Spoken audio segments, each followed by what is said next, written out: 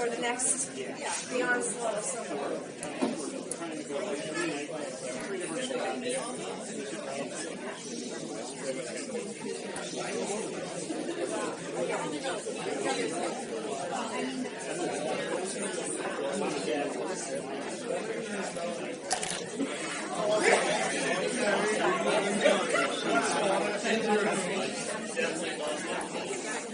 No, I want to. I don't think so. I'm not an angel. The other kid's in the hospital. That's all.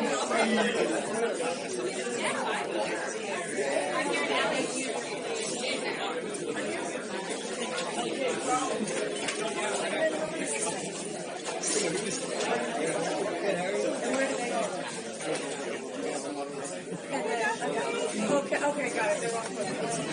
I just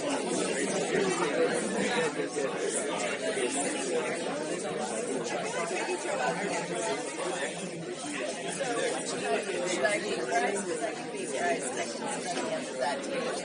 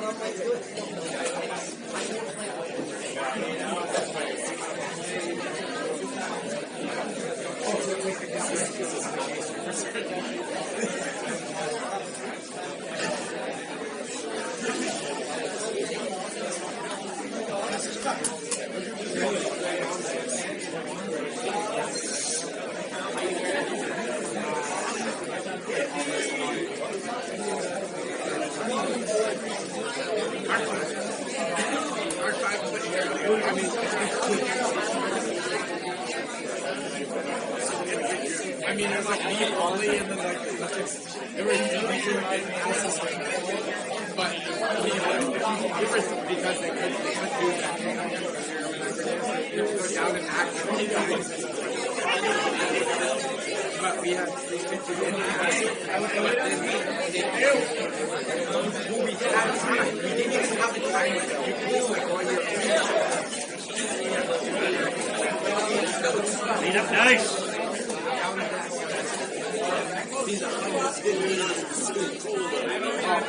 Hey, we're supposed to be migrating. Hey, look.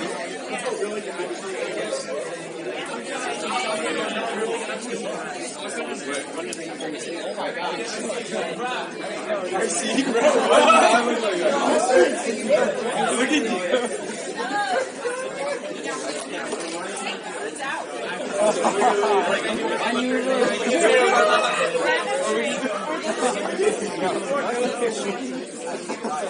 We just did a stupid like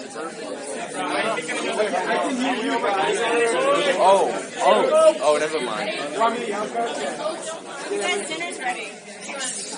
Yo, Gavin, dinner's ready. Make sure you guys are doing a drink.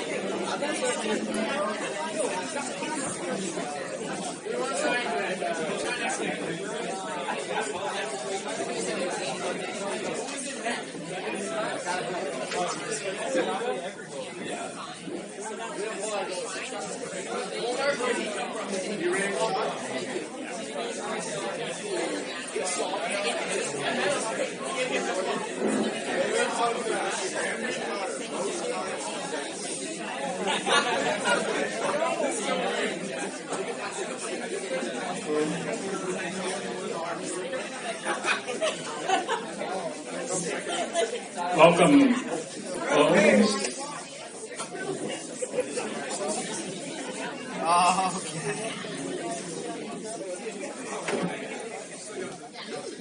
Hello, everybody. So nice to be here.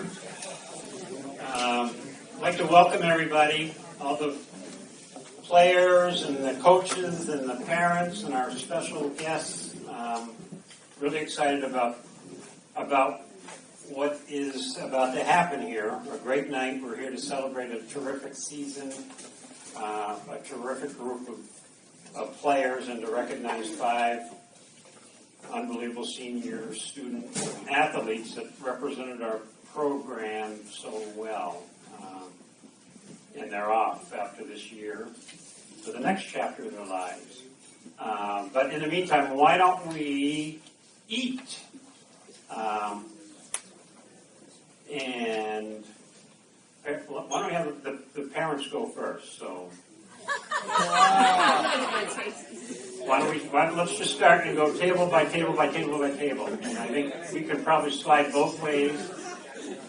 And I'll follow you.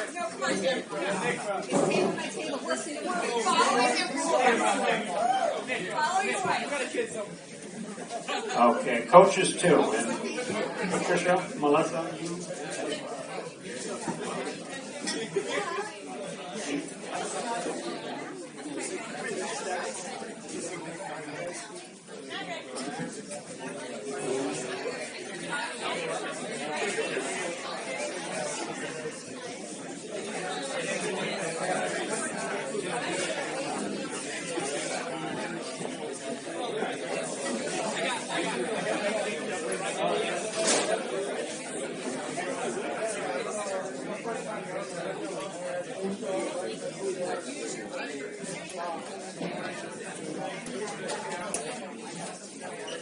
Accurate shot.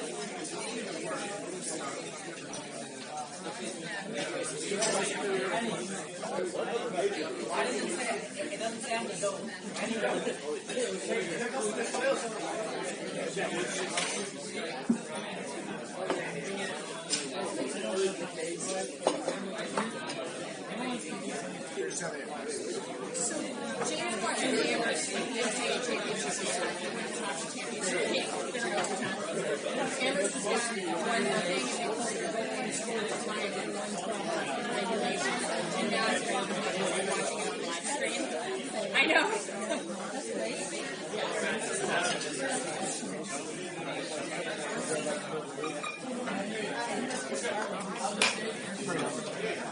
So welcome back. I know, I told Tim, when Ryan's a junior and Hannah's a senior, I'll do all the culinary stuff. I'll run it. He'll probably be my advisor. Okay? Just like,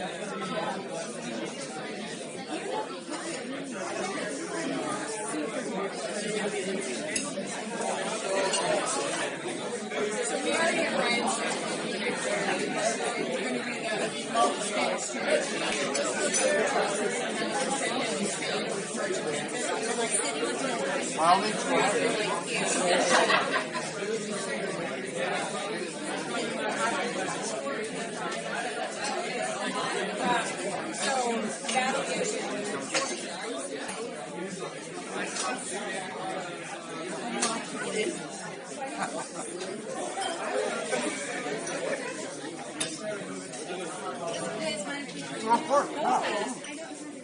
Get something to eat, guys. Well, we're eating for the kids. I'm Tim. Hey, Shelby.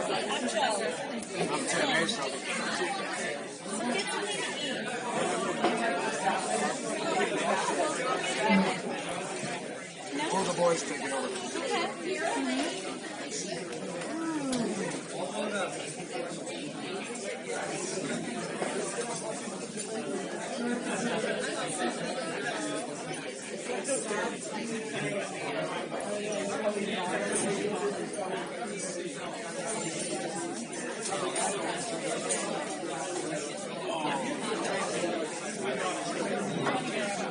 So do we bring you in?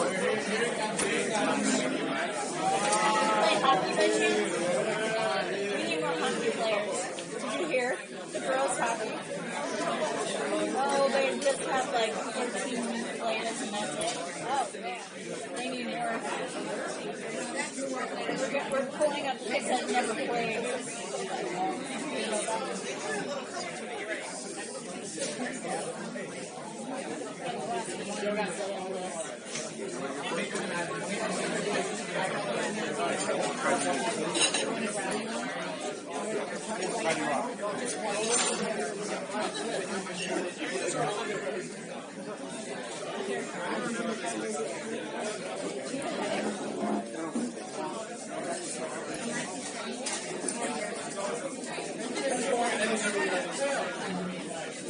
Oh, thank you.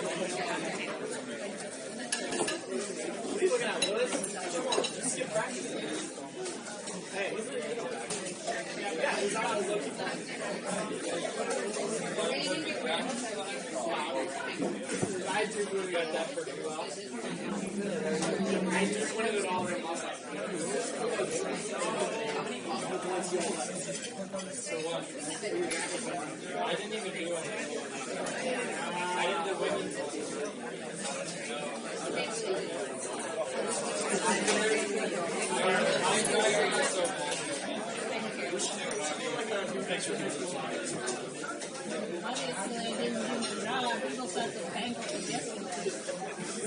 Was that the majority or just a few? Did you understand? That's going.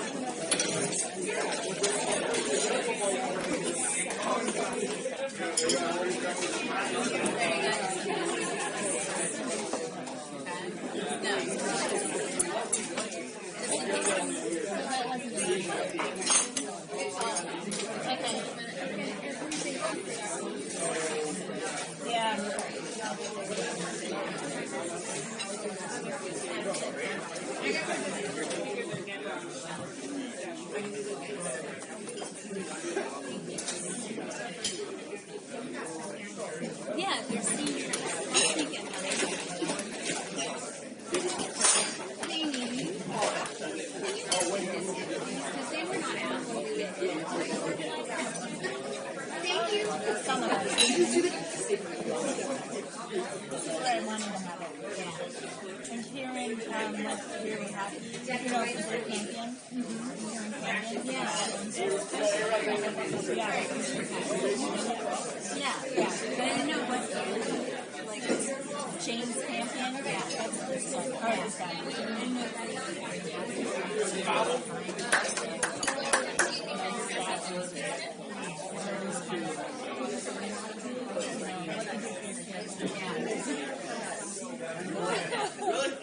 but I'm glad having it.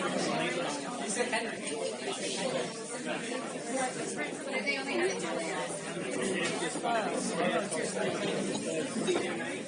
Hey, whoa, guys.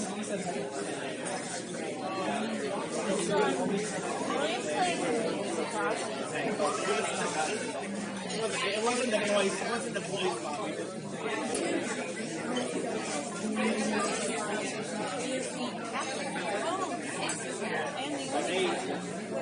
They had a bad.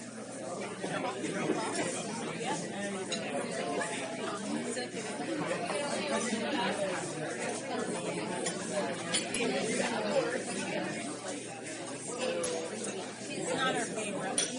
Oh, it's well, it's got to shoot from that standard.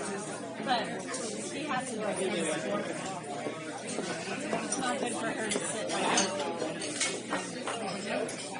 A lot of kids don't sit. And I asked my kids, what do they call? That's what I make my kids do.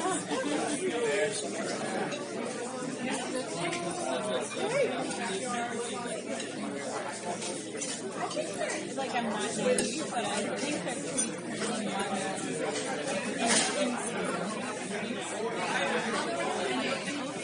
no, I'm not. I know. But I think the Jack are pretty cool.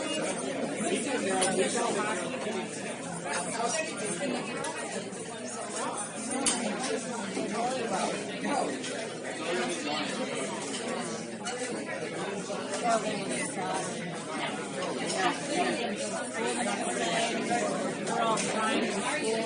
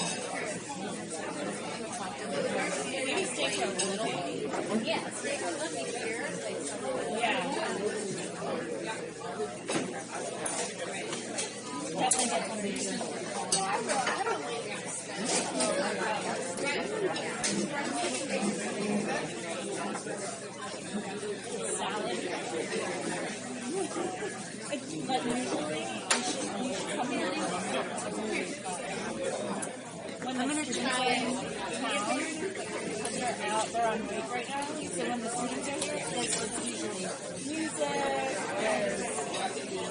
I think the students like today it's just buffet, limited, but it's usually really fun.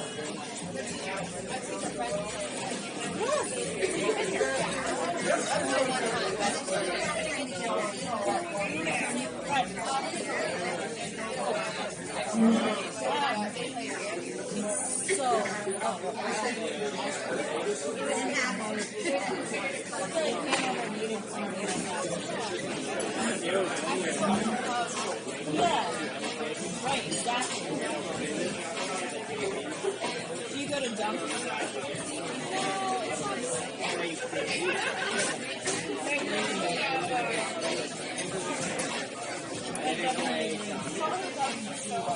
I remember letters going. I remember letters going.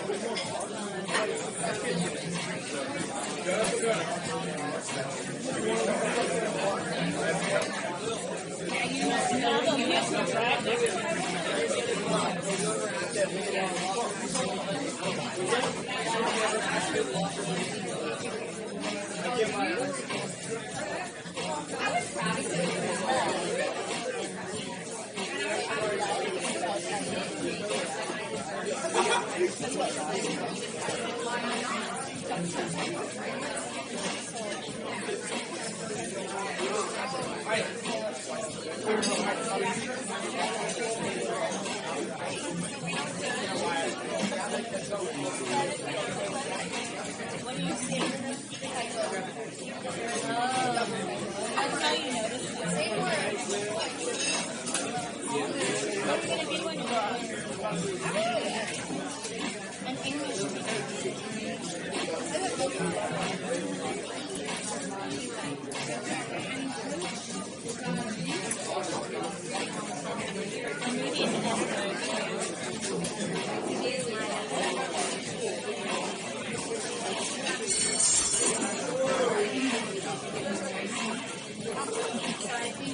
Good, ravenous.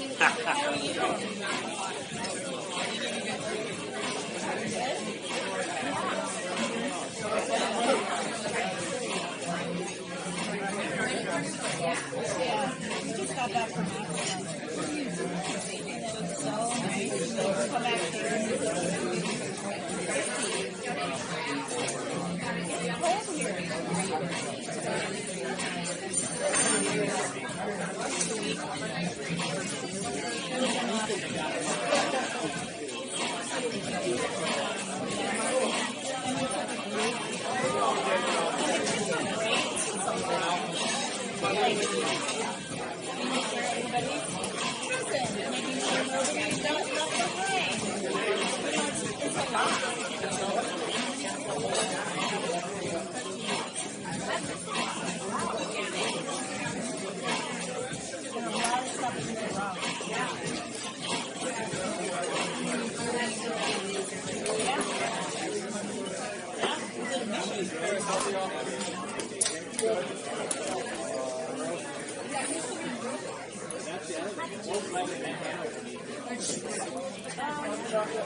So, GIs involved in Rwanda. That's right.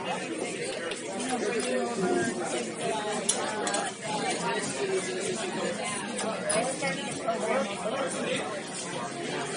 So a lot of the doctors and GIs will help drop or help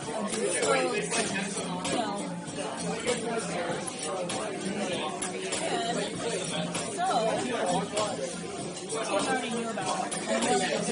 He had taken Jack last week. So it just makes sense to take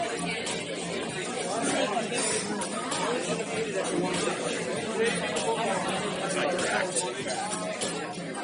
I would go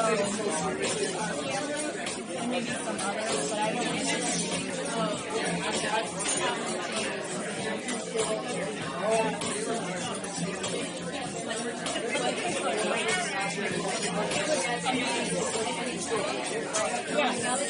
Yeah, but it's such a risk. Like if anybody had gotten sick, anybody had, there's motorcycles everywhere, if somebody had gotten hurt. Have you been to Africa? Rwanda's really enjoyable. I went on a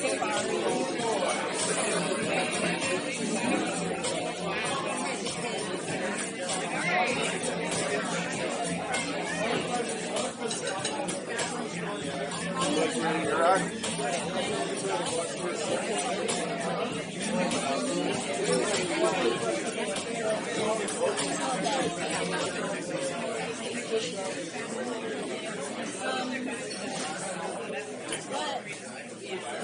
Yeah, we saw a lot of animals. Mind blowing.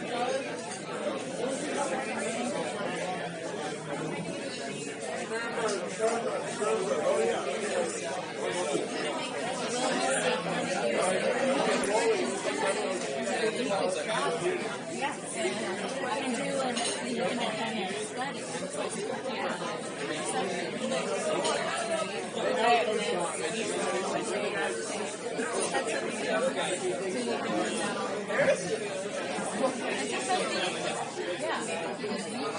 And then do they have rights for doing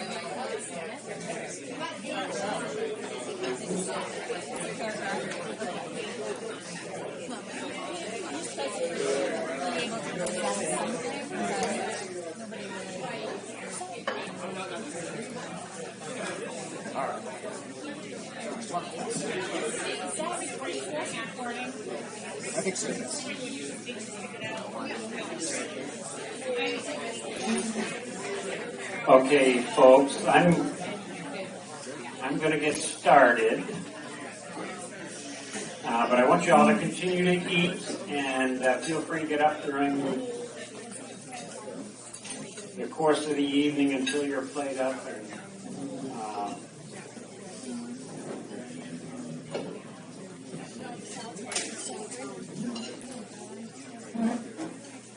But again, I'd like to welcome everybody, and it's kind of a bittersweet evening. It's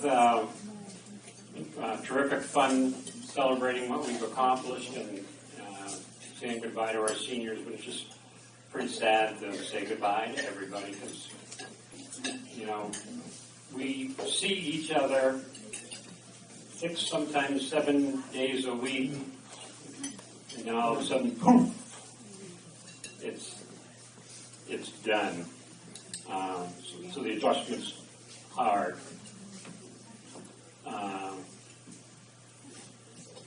But I think our goal each and every year with our group of kids is to really help develop these young men into the best possible versions of themselves. Be the best hockey players, the best students, the best brothers, the best sons, the best community members, and the best friends that they could possibly be. We want them to excel in all categories. And we know that hockey is just a small portion of the building blocks. But I think it's a very important one. And I think this year we tried to instill in our kids a couple of bold items here. I'd say we started the year talking about soaring with the Eagles, and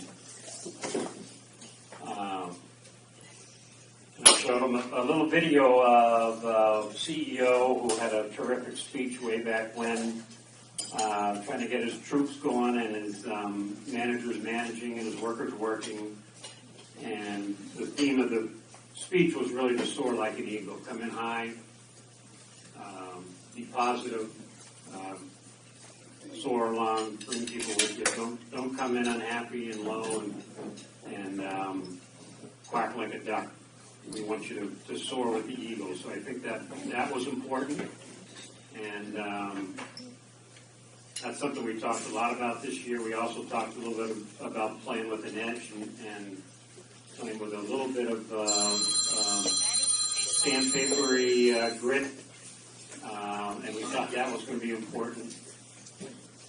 And we talked about earning your next shift and how important that is and how you need to be accountable and earn everything in life and in hockey. And we talked a little bit about embracing the suck and how important that is. It's not unusual in life for things not to go your way and to have difficult things and have the things not work out. But it's the folks that can embrace that and make it a positive that do the best. And then I think the last point of the 5 that we tried to instill in our troops this year was something I call rake the traps. And being a golfer, and I know we have a couple of golfers here,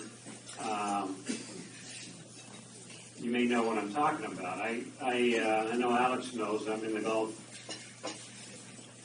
traps probably more than most people. Christopher could vouch for that. Or in the woods.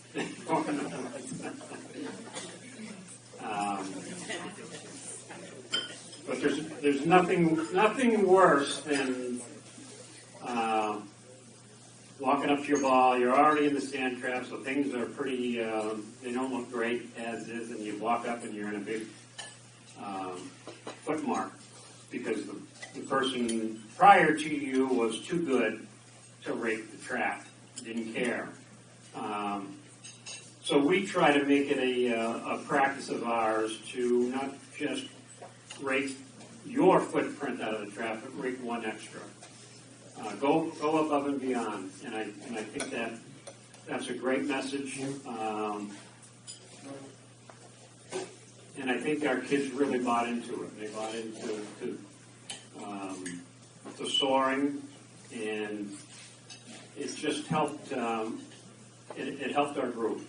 It helped our group a lot, and I think it helps. It helps with the life lessons that you get out of playing on this team. And high school athletics, and that really, actually, that's what high school athletics is all about. I'd like to give special thanks to a bunch of people here. Well, the parents have been unbelievable from day one. Tim and Joe, 6 years. Is this 6 years we've been together? Wow. And it's been terrific. But I really appreciate what you guys have done and how you've done it. You will be missed. Rob and KJ, thanks for the guidance and your leadership. Bright, fresh ideas. It's been fun having you part of the group, and I look forward to next year. Les Drent.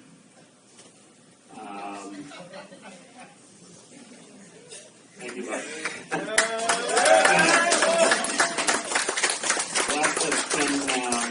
He's been a friend of mine for probably longer than most of you folks here. But you saw him this year, and I remember I was telling some of the folks that hadn't met him yet that you're gonna enjoy this family. But Les, thank you so much. You did so much for the program. Magnets, pucks, posters. You lent me your credit card so I could run up an $8,000 bill. I don't know who saw this, but did anybody see when we were at the TD Garden that somebody had put Welcome Hanover High Hockey on the scoreboard hanging over center ice? Did anybody see that? That's awesome. Pat, did you see that? Yeah, we were sitting next to you. I'm glad you. And then it was like It was like 30 seconds, and it was like happy birthday, blah blah blah. Yeah, it was so cool. But I don't know if Les had anything to do with that, but I think he might have. But it was really cool for the two of us that saw it. Catherine, thank you for taking over as program treasurer and. Got the checkbook. Good. Yes, let's go. And Christopher, just so you know, she did volunteer to do it again next year. So, yay.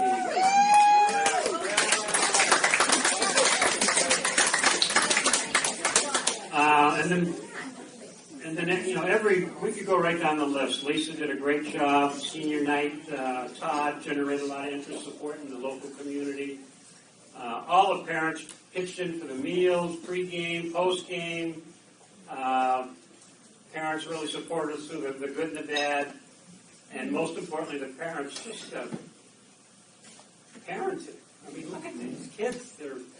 They're fantastic. And they are because of you.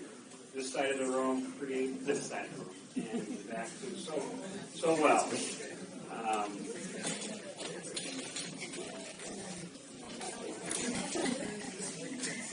And then an extra special thanks to someone who has really earned her next shift. And that's my lovely wife. We've been on quite a journey, and I'm so glad that you are you're my wife. Pretty cool.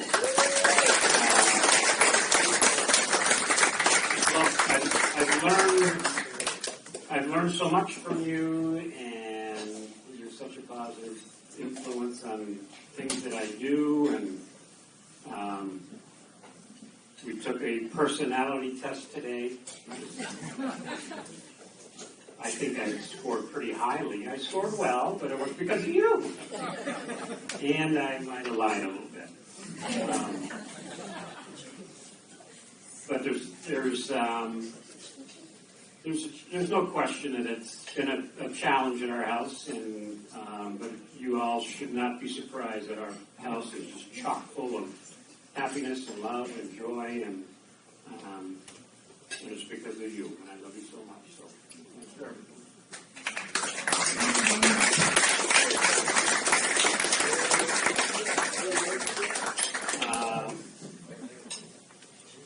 And now I'd like to talk a little bit about our coaches. I'm really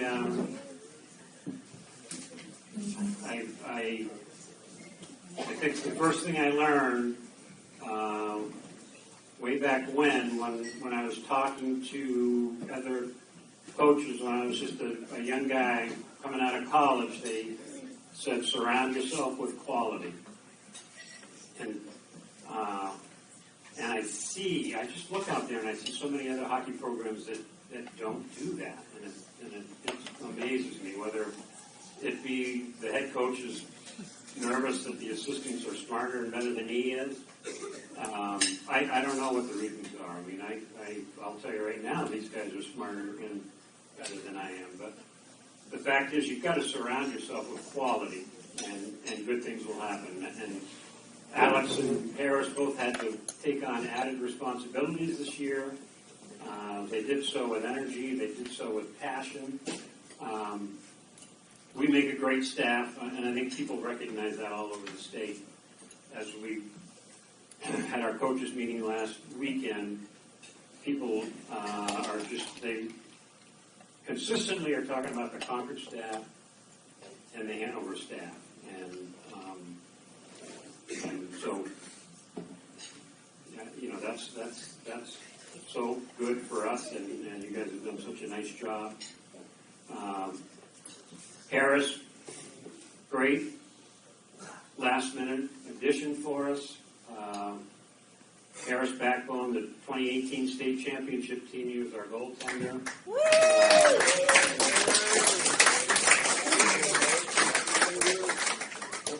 He was just supposed to be our practice goalie this year because practices go so much better if you have two goalies to shoot at. But we were quickly able to talk him into elevating his status to assistant coach.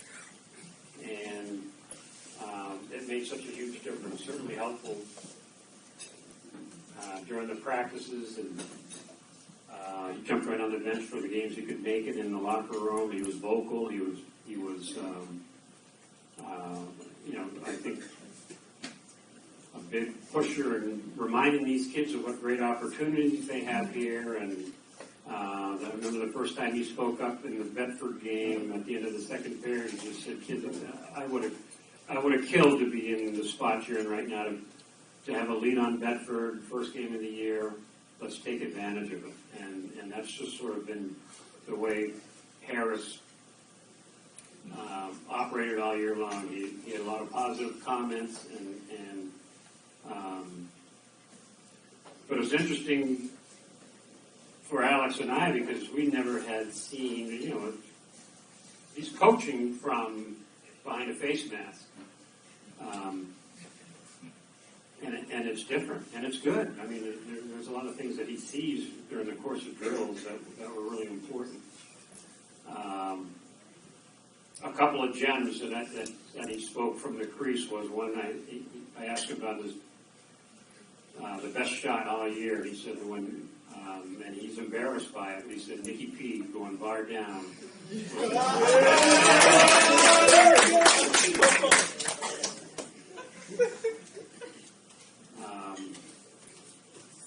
And he also mentioned that another benefit of suiting up, as he said, also if I wasn't suiting up, I probably would have thought Henry had a decent shot.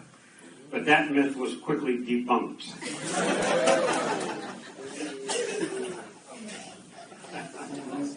Oh boy.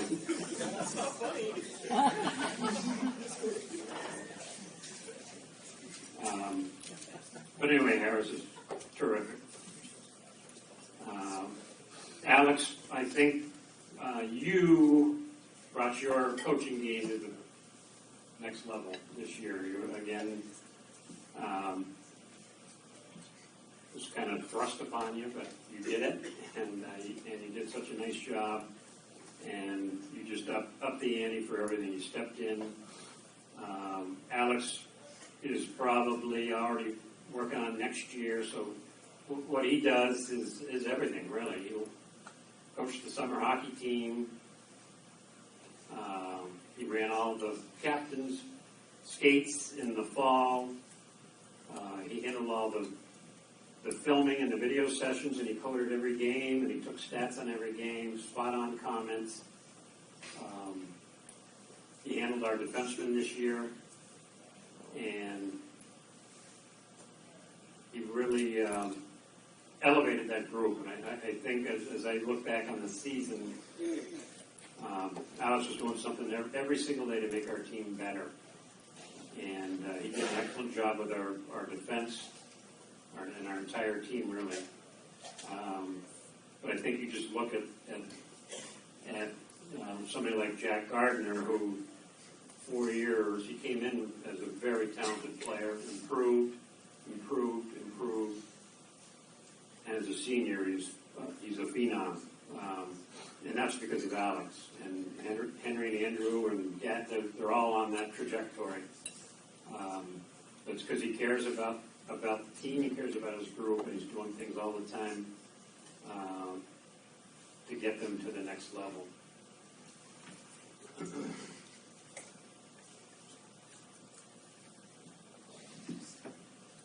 Let's see. And I think without you guys, we're not playing in a playoff game at the end of the year.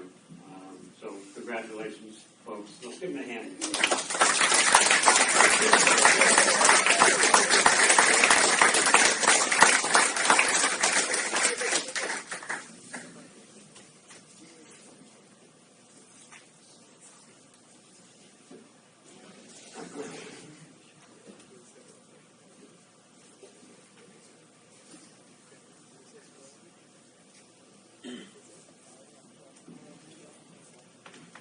I think when you look at our group, we practiced hard, we worked hard, committed to the team, to our program. The boys had fun. They received terrific leadership from our veterans and many others this year. They respected one another and represented our program well wherever we played. They took care of cleaning locker rooms, cleaning buses, everything. And it's little things like that that are really important. And I've got terrific memories of this season. And I've never entered a season quite like the one we entered a couple of months ago. Not having a JV team for the first time ever, having a wide variety of skill levels, having just one goaltender, having a very young team, mostly underclassmen, and mostly players that had never played high school hockey before. So we weren't quite sure what to expect. I think we had a solid performance at the Jamboree in Keene, and that opened some people's eyes who perhaps thought we were going to be 0 for the season. But I think we did well and beat Londonderry, and we beat Salem. And then we played Keene, and we had a good lead on them into the last couple of minutes. And this was the area, I call it a stomach punch. That's kind of what it felt like after we left them back in that game. But it was a sign, I think, of things to come. It happened a couple of times during the year, and it's a sign of young teams. We had to learn how to win. And I think we came out against Bedford in our very first game and played phenomenally. And again, you're talking about a team that came within a toss stick of winning the New Hampshire State Championship this year. They were a good hockey team, and it took them 45 minutes and a bit of overtime to beat us. And they knew they were in a hockey game. Then we went to BG, and I think after getting, let's be honest, we just got spanked in the first period.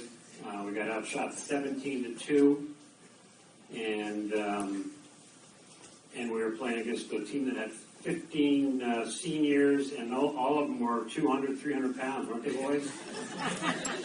And they all were playing on the edge, if not over the edge, and it was the type of game, when they played Concord, they had 18 penalties against Concord when they played. We didn't have those referees, unfortunately. We had another set that only called a couple against BG, so we were just getting pounded.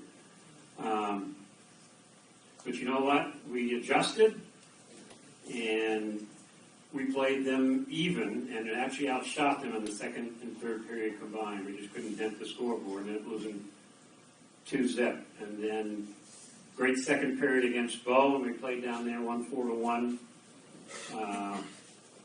and we were off and running. And I think the thing about early season that impressed me the most was just the way we were scoring. Pucks were going in.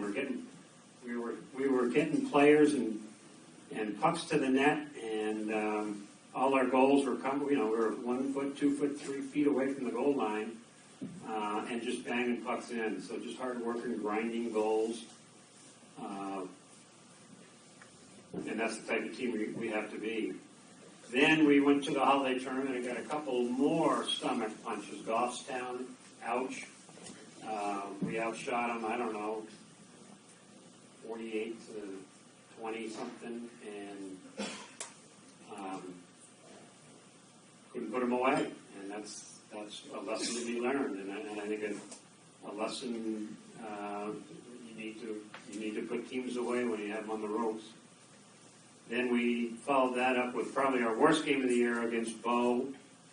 I'm not going to say worst. I'm just going to say there was like a 5-minute stretch in that game where if it could go wrong, it did. And it went wrong hard, but we could never recover. But we followed that up less than 24 hours later with one of our best games, a 3-zip shutout of Manchester.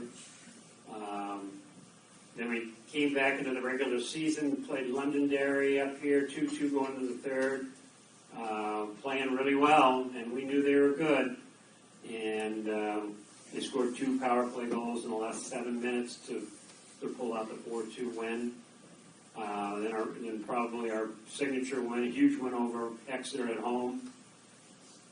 We shut them out 2-zip. Way to go, team. We're the only team in the state of New Hampshire that shut Exeter out in their 24 games, so we should be proud of that. Then we had Orange Line Emergence, I call it, against Salem. And it's crazy, just nuts. And Nashua South Pelham.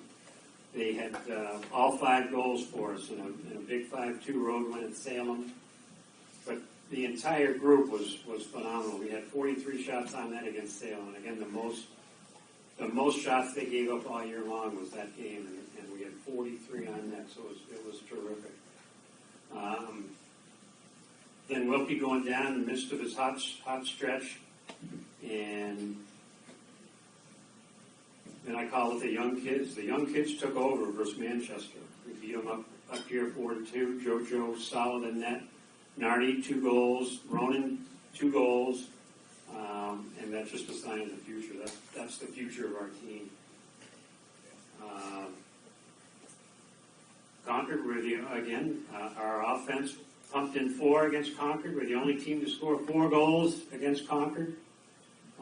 We had Wyndham down on the mat, and we just couldn't finish them. And next year we're going to. Must win at Nashua North. We got off to a slow start, 7 shots in the first period, but we just grew and developed, 12 in the second, 19 in the third. We had goals from all 3 lines and 2 defensemen. We lost to Keene, a big loss, one that hurt, but there was something that game that I hadn't seen a lot of, and it was just, you could just feel something in the locker room, and feel something on the bench. it was there. These boys, it was just the passion. That I think if we'd had the entire game, we're going to win that easily. And it sort of stayed with us the rest of the way. We started playing some really strong hockey down the wire. We played Trinity, had a really tight, close game. They scored a power play goal in the last couple minutes to win it. But we played hard. We played with spirit. We played together. Then we had a must-win at Pinkerton. And we had the game won. We gave up a goal in the final minute, and then we not only gave up a goal, then we had to kill a penalty at the end of the game and at the beginning of overtime. And how many teams are strong enough to survive that? And our boys did. And it was one of our better wins, certainly one of our better games all year long. Last senior night was a terrific event for us. We had conquered 2-1, and I think battled them hard. So the boys did well.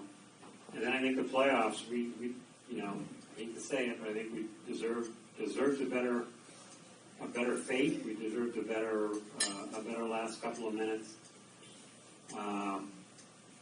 As coaches, we were proud of the group. I think we had our best game. We were playing some of our best hockey down the wire, and that's what you want.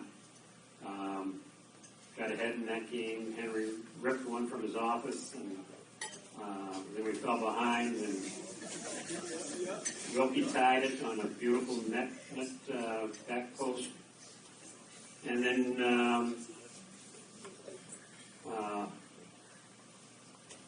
then the phantom calls there in the last couple of minutes were just hard to swallow, especially we had and not many people know this, but going to that third period, we had a 10-1 shot advantage with 4 minutes left when we started sitting in the penalty box. But it was just hard. It was hard to swallow, and then I kind of made my feelings known to the officials in a professional, quiet way at the end.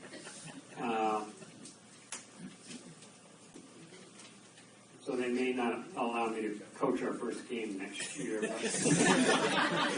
but it was just pretty weak.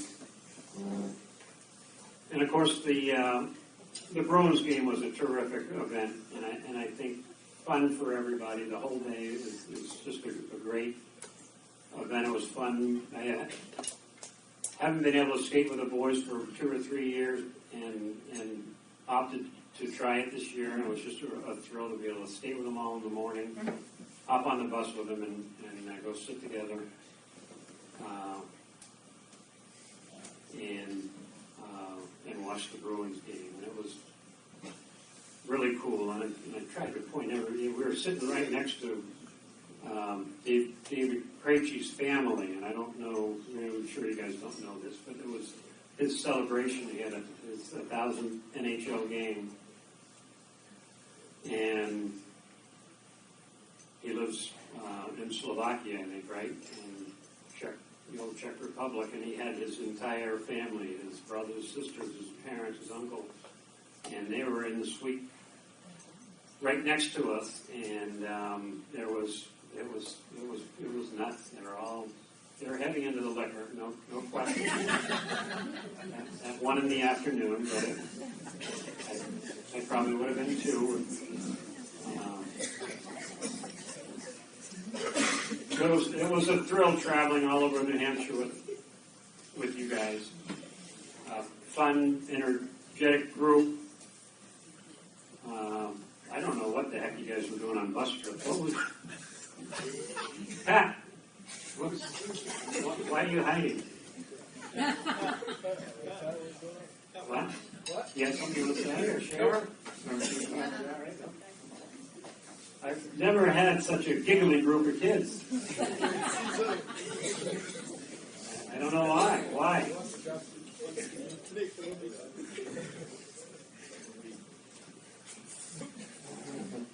Well, for the most part, they behaved. They followed the rules. Other than that one time when we went to Boston. Walter.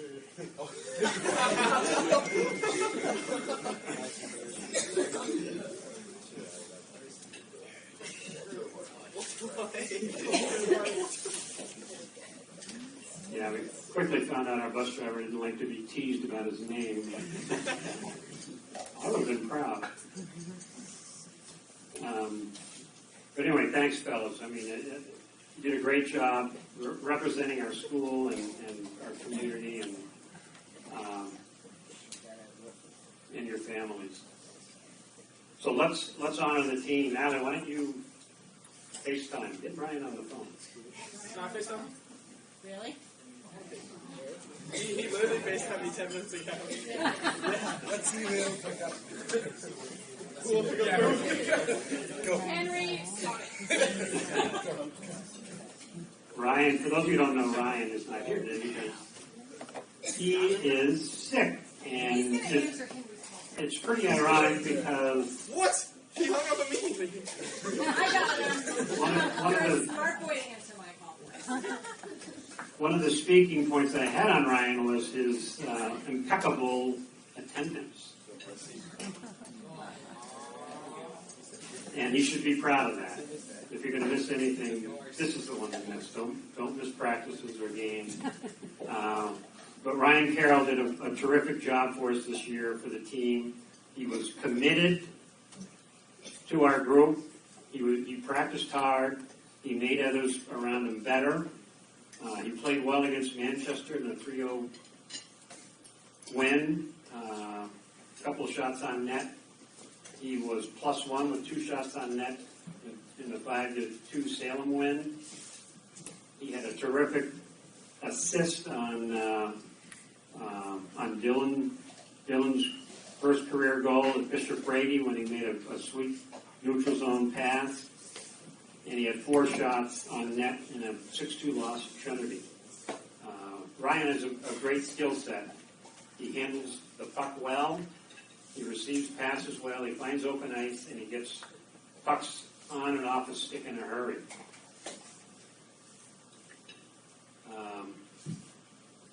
He managed to get pucks through and pucks on net. We were impressed with how he drove the net hard, both with and without the puck. He played smart away from the puck. On offense, he was always finding open ice, and on defense, he was making sure he had his man covered. He's got great vision on the ice. He's a terrific passer. What I remember and like the most about it is just he always seemed to be open. He was just one of those players that was open. And you could get the puck on a stick all the time, and he received passes in the slot and got shots off into the net. So he just found the open ice. So I'm excited to watch his development. I think he's got a neat skill set that's going to help our offense. So he had a great year. Nice job, Ryan Carroll.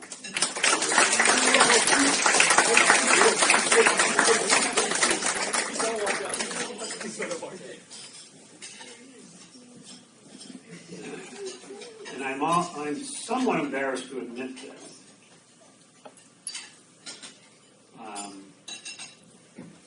But I made it through the entire year, and I've never had to pronounce Ronan's last name. And I can say it has never ever happened, and as a coach, it's probably not a good thing. So help me, Ronan. Korjelski. That's what I thought. Chelsea.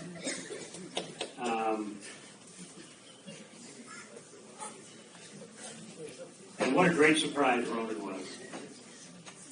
He was our biggest surprise. He had an incredible year.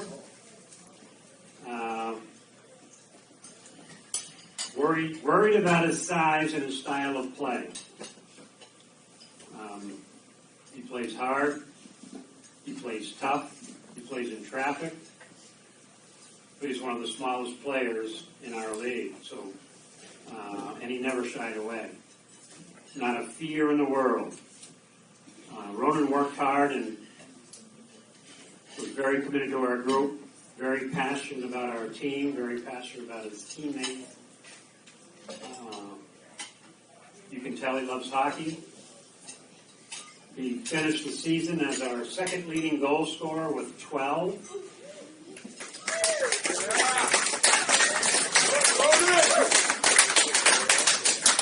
He was fourth on our team with a +7.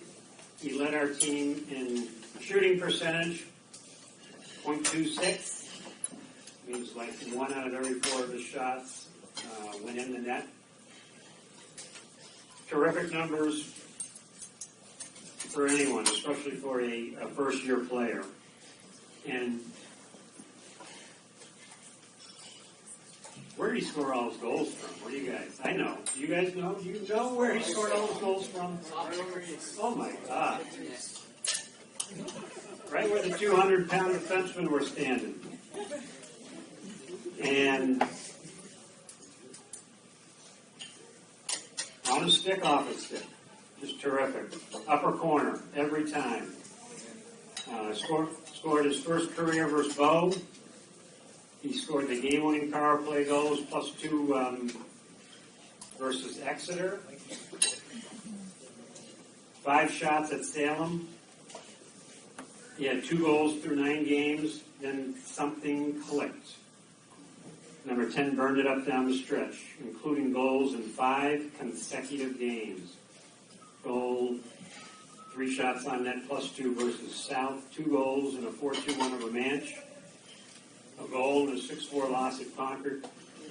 He had our only goal at Keene, a goal in the 6-1 win over Brady.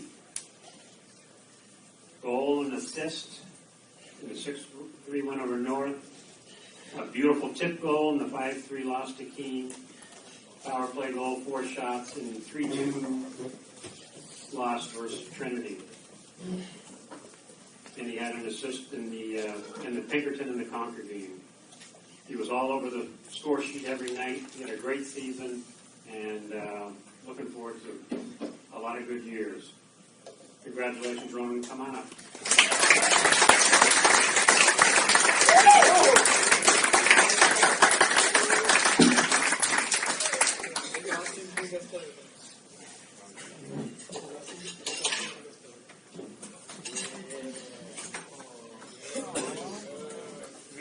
We need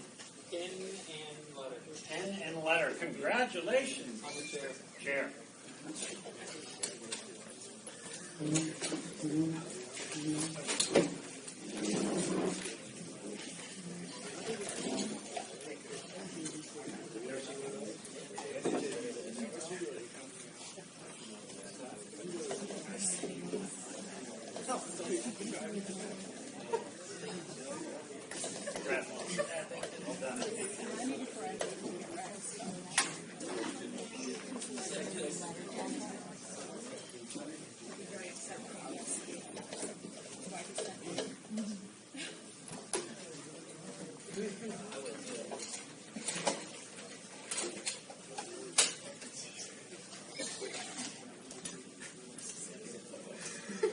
All right.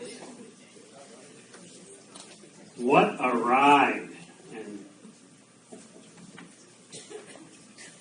I mean, what just happened? Jojo, what just happened? What?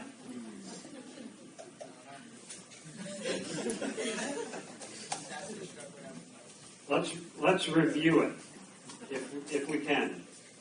New state, new town, new school, new friends, new team, new position.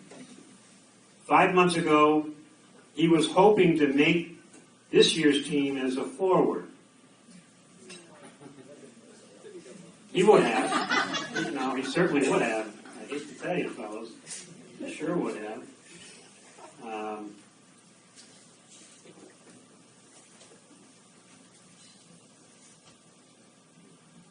Then, poof. The day before tryouts, he was left as the only goalie. And I'm not sure you were that excited about it. Am I wrong? I don't know. I don't want to put words in your mouth. And not only that, he was the only goal. So what do you do? People get sick. People get injured. Things happen. There's probably very few people in this room sitting at this table that made it to every event. And what do you do if you don't and you're the only goalie? So there was some pressure on this young man. And he was phenomenal. He couldn't miss. He didn't miss. Total commitment. No injuries, no sickness, and yet he was hurt, and yet he was injured at times, but he played through it. And what a year. What a year. Everybody around the league knew the predicament we were in, and they watched JoJo play at the end of the game. You know, we all talked pregame, and by the end of the game, they're all going, who is this goaltender? He's phenomenal. Every single coach. But JoJo threw him right in the fire. 34 shots, or saves, I should say, against Bedford. Bishop Girton, 33 saves, 35 shots. He had 17 saves in the first period. He must have been wondering what was going on. Then he earned his first career win. He stopped 17 out of 18 against Bow. He shut out Manchester in the last game of the Christmas tournament, 26 save shutout. He followed that up with a 24 save shutout against the high-flying Blue Hawks of Exeter. You should be proud of that. Stopped 21 of 23 shots in a road win at Salem. He had a shutout against South with about 3 minutes left. We ended up winning 4-2. But he stopped 20 of 22 that game. 25 to 27 against Manchester in a 4-2 home win. A huge 33 save night against Nashua North. 24 saves against Pinkerton in the overtime win. And 26 to 28 against Concord in our final home game. He had a terrific year. 90% save percentage this year for us, 3.0 goals against average. He played 993 minutes of hockey for us this year, and he made 551 saves. So he was busy, he was good, and we were lucky to have him. In Coach Laurent's words, during practices, in the net across the ice from me, I saw a talented, impressive athlete. Somehow JoJo seemed to look like he'd been playing goalie his whole life. Throughout the course of the season, JoJo's confidence grew tremendously, making him a force to reckon with. He will be a serious asset in net for us for the next few years.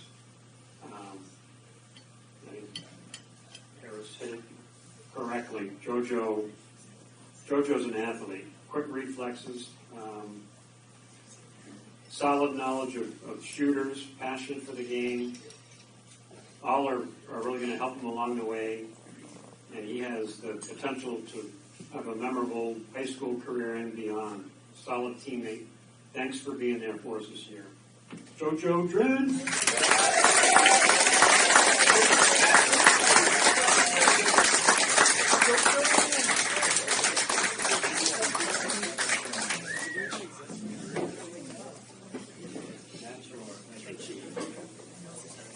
Get a pen and a letter.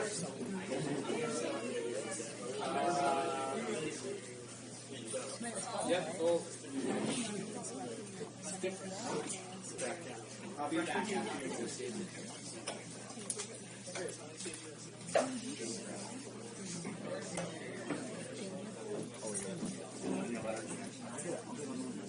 Do some of you parents know what these letters are? Varsity letters. Did we ever put them on our varsity jackets when we were kids?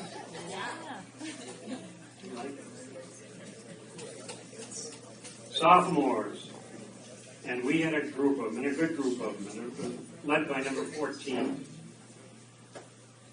And Tyler left his mark on our program. He did nothing all season but show up at every single event,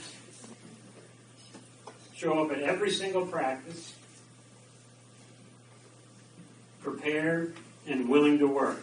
He busted hard in every practice. Most every morning he stepped on the ice before most of his teammates were even in the building. Tyler's a big, strong player.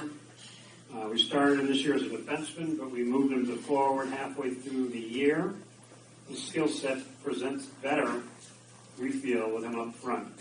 It's tough to knock off pucks, solid along the wall, and he does the little things well, witnessed by the back post drive against Brady that nearly ended up in the back of the net.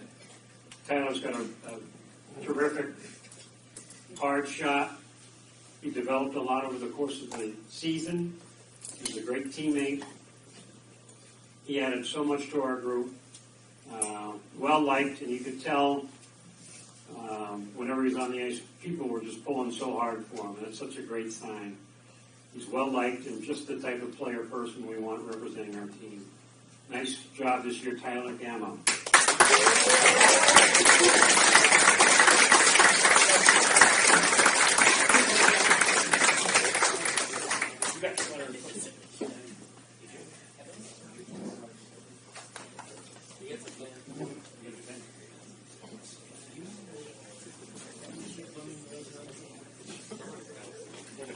We cleaned up so well.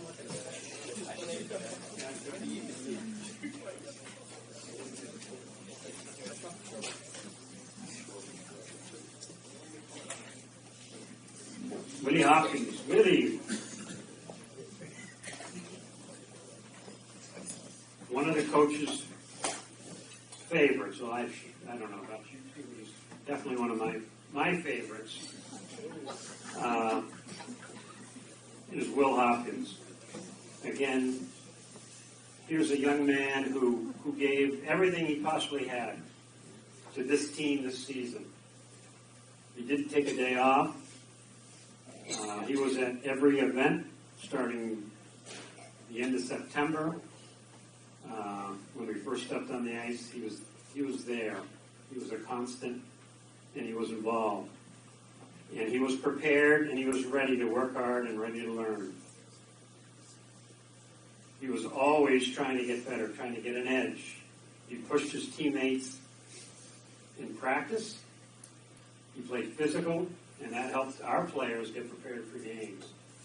Not sure anybody noticed, but the coaches sure did.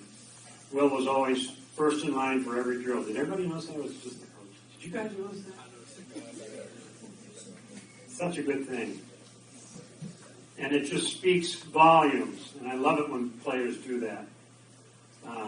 And again, that's a great life lesson for you guys to learn. Be first in line. Everything you do. Don't slink to the back. It just showed us he was ready. He was prepared.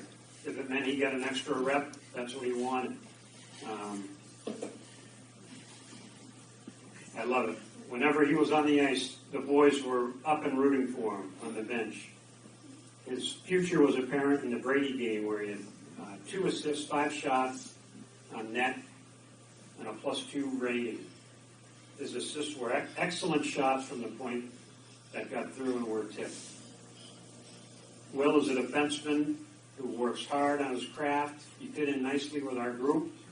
I love the way he gets pucks through. He has a great idea when to join the attack and when not to. A terrific student. He plays tough. He plays smart.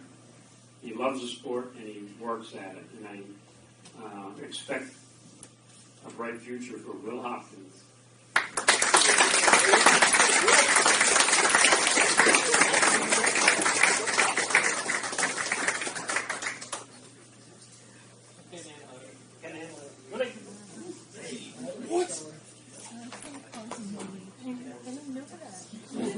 No.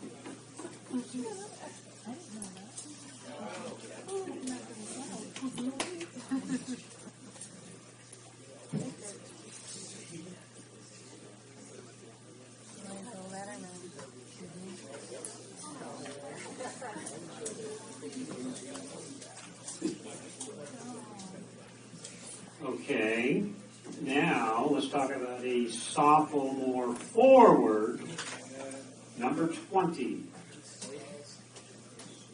Gavin Nardowitz.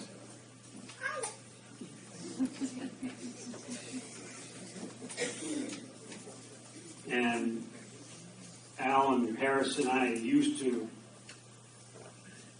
when we did the starting lineup, we often put the hardest players to pronounce their names in the lineup when we're playing on the road, just so we could hear the different versions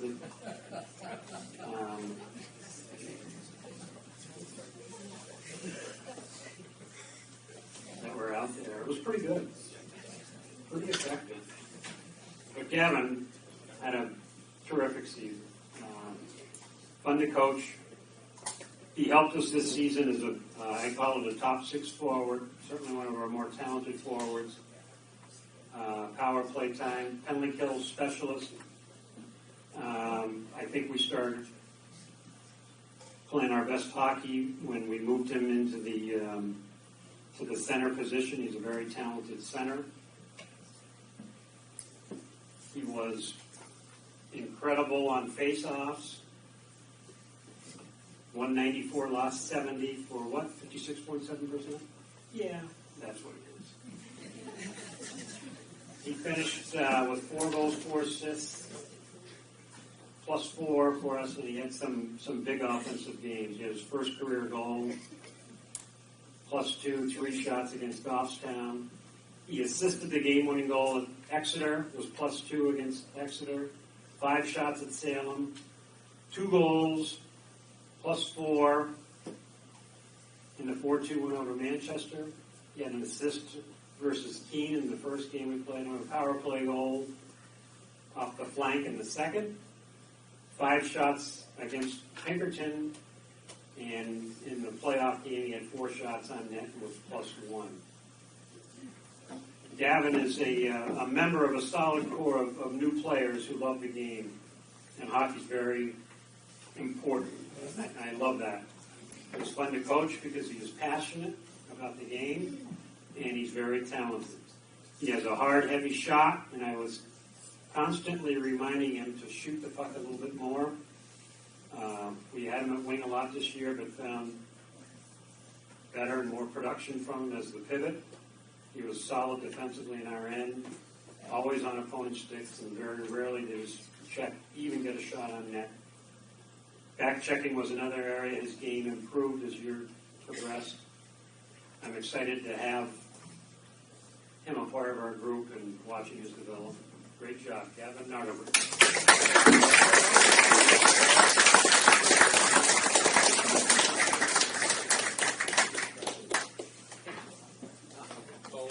All right, stay right there. Big H.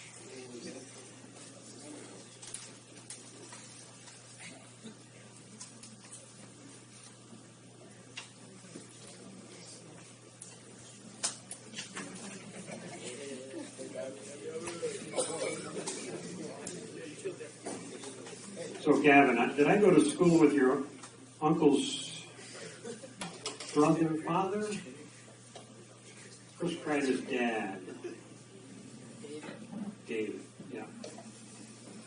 I went to school with him and Paul. You have Uncle Paul? He was in my grade. So we have that in common. Chris Kreider. You might have heard of him.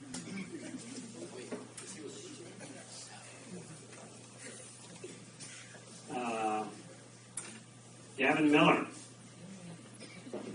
Where are you, number 8? There you are. Welcome.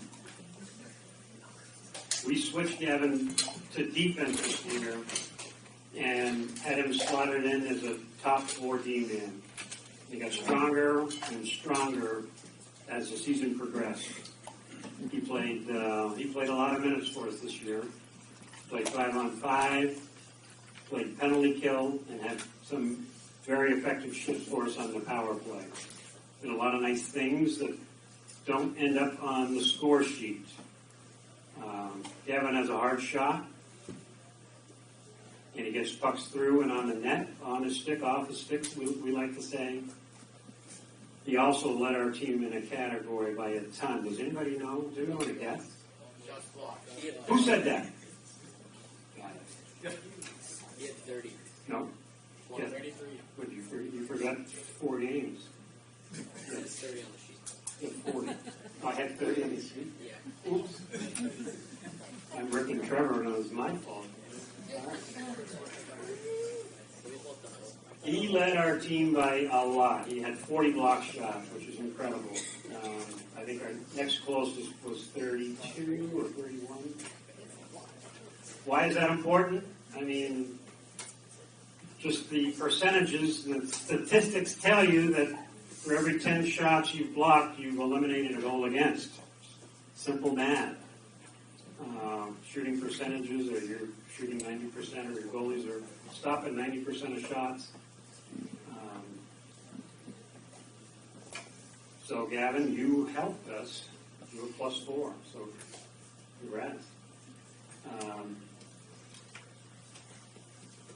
Gavin's also extremely quick, speedy, quick to pucks, hard on sticks defensively, real strong, tough in the 50-50 battles, solid work habits. All of this was part of Eight's game. He plays physical, he plays tough, hard to beat one-on-one. You ever seen him without a shirt on, boys? Yeah, I thought maybe. But he's one of the strongest players we have on our team. He's just he's solid, well put together. And Gavin had some big games for us as well. He had 3 block shots in the Bishop Girton game, 2 shots blocked, 3 shots on net, +2 at South, 8 shots, +2 versus Brady. He assisted our first goal at Pinkerton at 3 shots on net, was +2. 3 block shots in the Concord game. He practiced hard for us. He worked hard for us. He got better every day, improved every day. He was a nice addition to our group. And I look forward to a huge year next year. Nice job, Gavin Miller.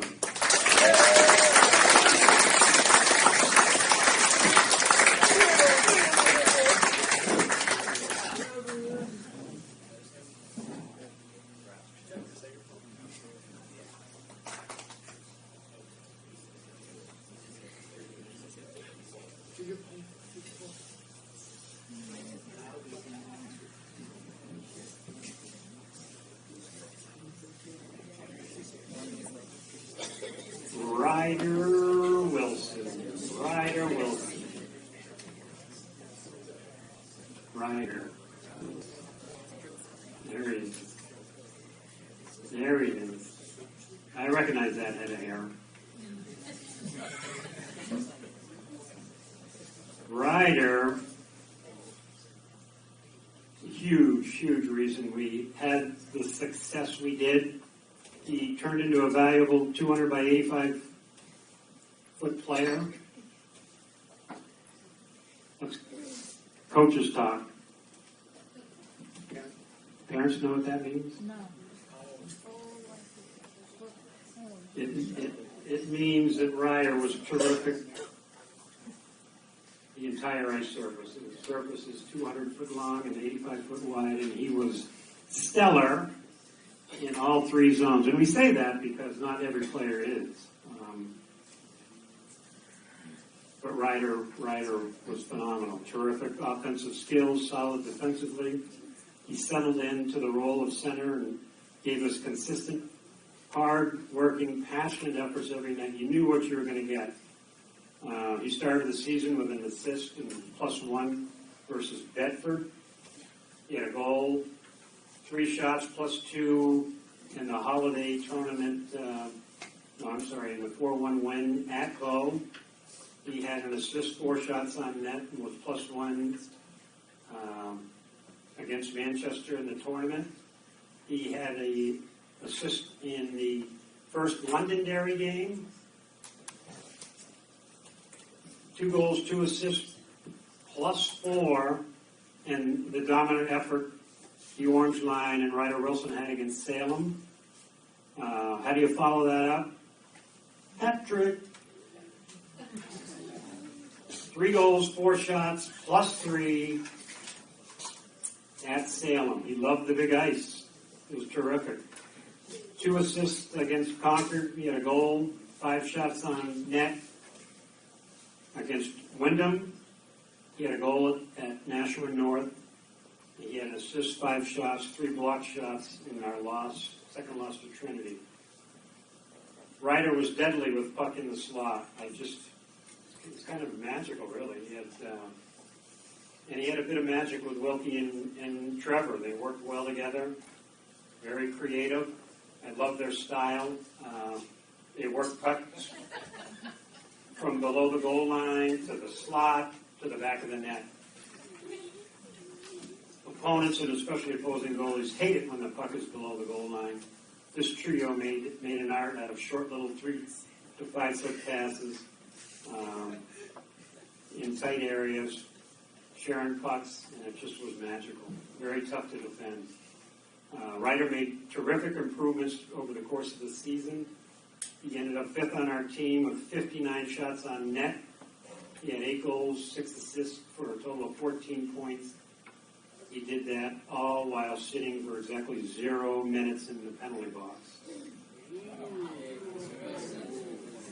And he teamed up with Trevor to form a solid penalty kill tandem. Great season, and looking forward to a couple more. Nice job, Ryder Wilson.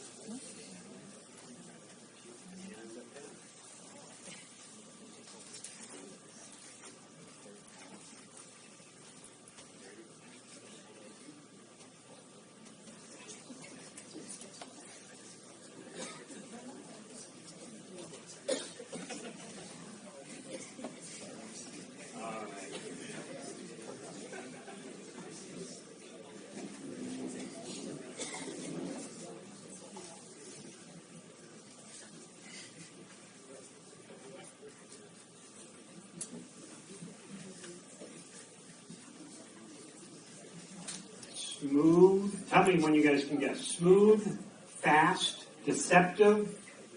Andrew. Yes. Andrew.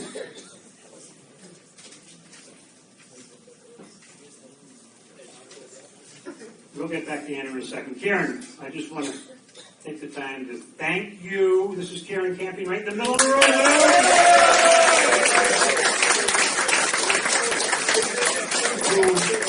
Not only is the owner, proprietor of this establishment, but he is, I know a lot of you know him because he coached our JV team last year. But he's also a former Marauder Bear hockey player. Now, you're only a Marauder hockey player.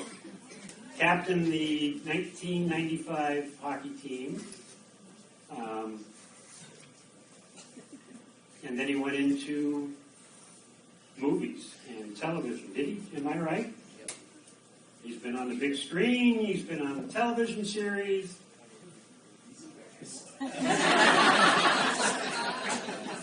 He dated Lucy Liu? No?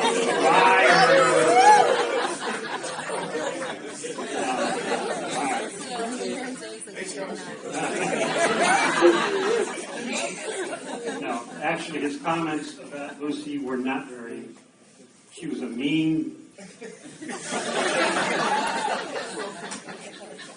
So anyway, Karen, thank you.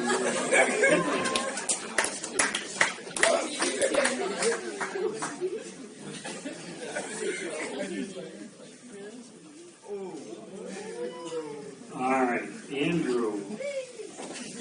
Back to the top. Smooth, fast, deceptive, You take notice when number 16 is on the ice. He has a powerful stride and can flat out beat opponents all over the ice with his speed. He logged a ton of minutes for us this season, and he played in every situation. 5v5, PK, power play, extra attacker, 4 extra attacker against. And he got a lot done. He was +2 with 4 block shots against Bedford. Had a nice assist in the Goffstown game. Was +2, 3 shots versus Manchester. 5 shots on net against Londonderry.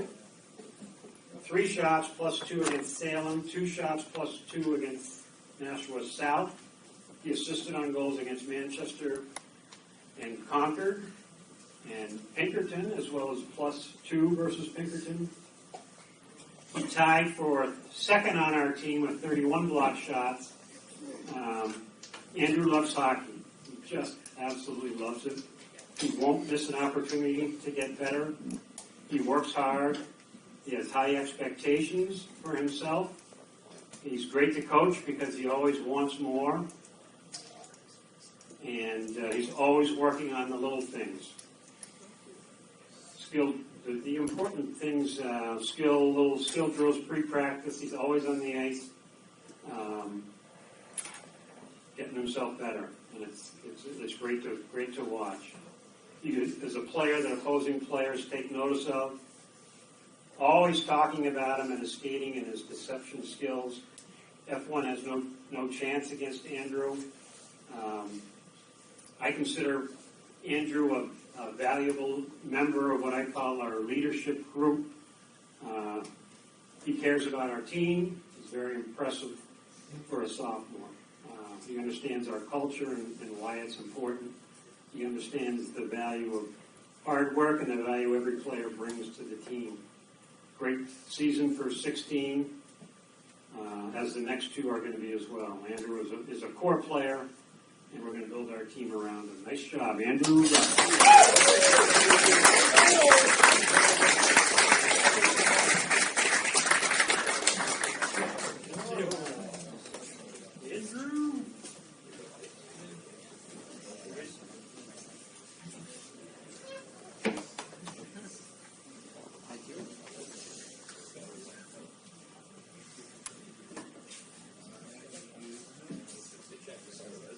All right, Henry. Showstopper. We all knew he was going to be good and a game changer. What we didn't know was it was going to happen so quickly. Henry gathered a lot of attention at the All-State meeting from fellow coaches for his performance this year. His defense was steady and consistent. His offense was eye-popping. He owned the area just inside the blue line. I call it Henry's office. Is that a good term? That's a great term, Coach. Great term. Can you just stand up and show us your selling? Which one? Oh, My go-to was go to the knee and go like here, and then like do a little noise. yes, I like it.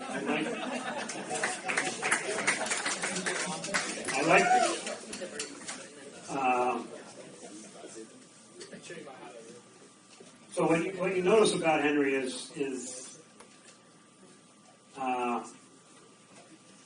calmness when the puck's on his stick, and his confidence when the puck is on his stick. He's just he's not rattled. He's got terrific awareness on the ice. He made some of our prettiest plays this season. Always thinking ahead, trying to move pucks. He finished the season second on our team with 68 shots. Tied for second in scoring. 7 goals, 13 assists. Second with a +9.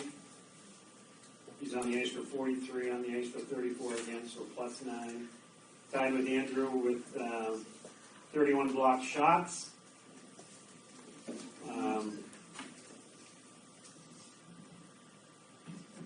And he started the season hot.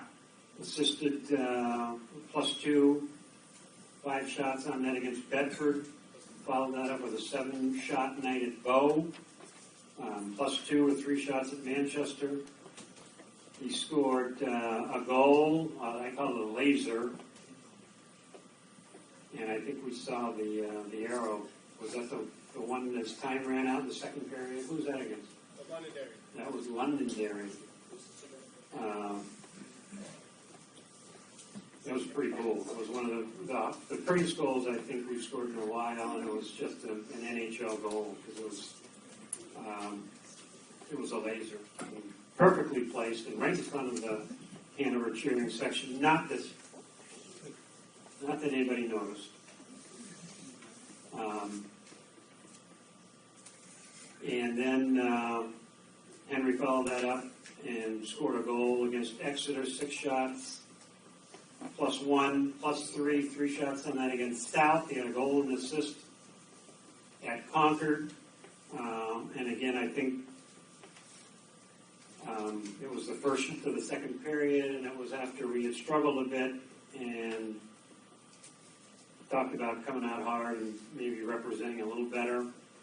And we did that the very first shift, and it was Concord coach told me he hadn't seen his goaltender handcuffed like that all year long. Henry just ripped one, kind of overpowered him. Assist 3 shots versus Wyndham, 2 goals, typical 18 against Trinity from his office. Just blew a couple slap shots by the Trinity goaltender, still not quite sure where the puck is. A goal and assist +3 at North. Assist 4 shots on net +1 versus Trinity. Assist on the game-winning overtime power play goal. And 3 shots on net against Pinkerton. And he had a beautiful goal in the first period to get us going in the playoffs. Henry elevated his game, I think, more than any other player we have had in recent memory, not just this year, but in recent memory. He dominated certain games. At certain points, he defended hard and tough. He used his size and his strength to shut down opponents' offense. Excellent job, Henry, and thanks for being such a great teammate. Henry Cotter.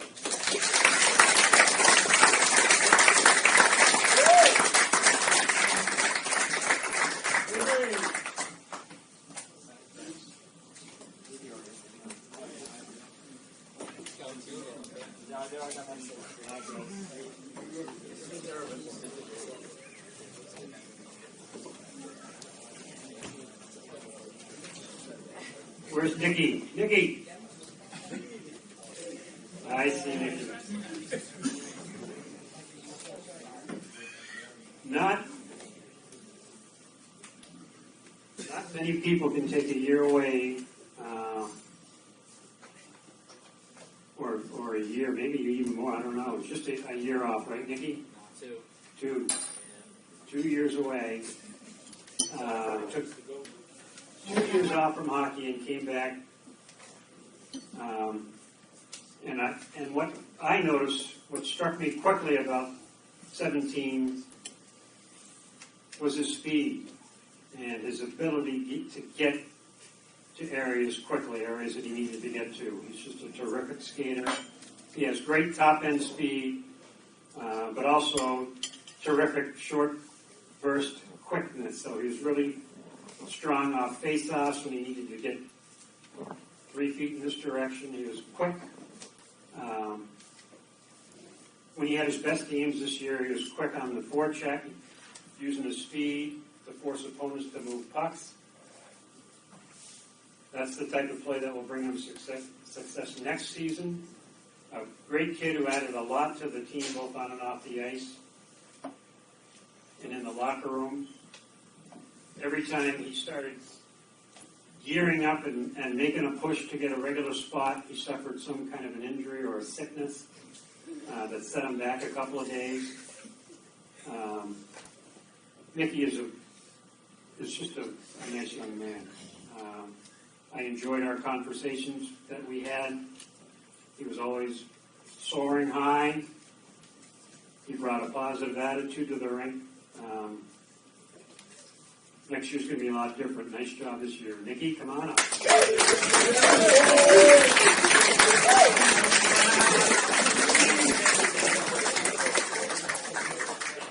Nikki, get a letter? What?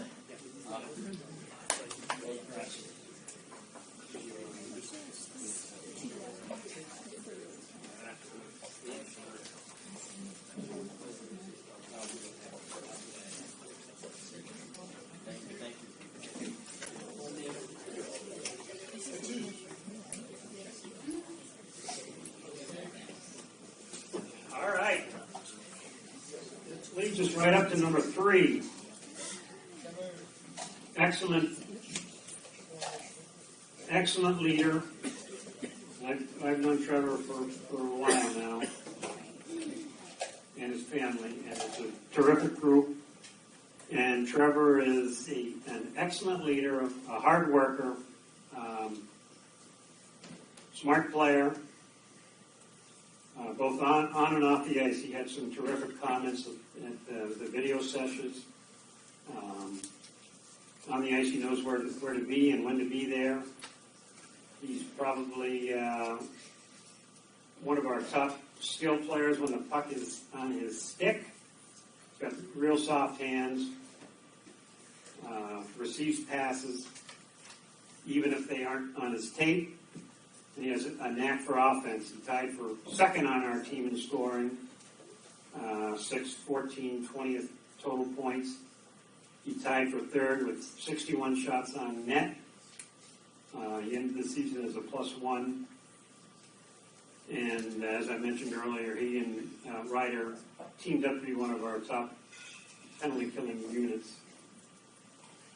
And he was a member of the Orange Line.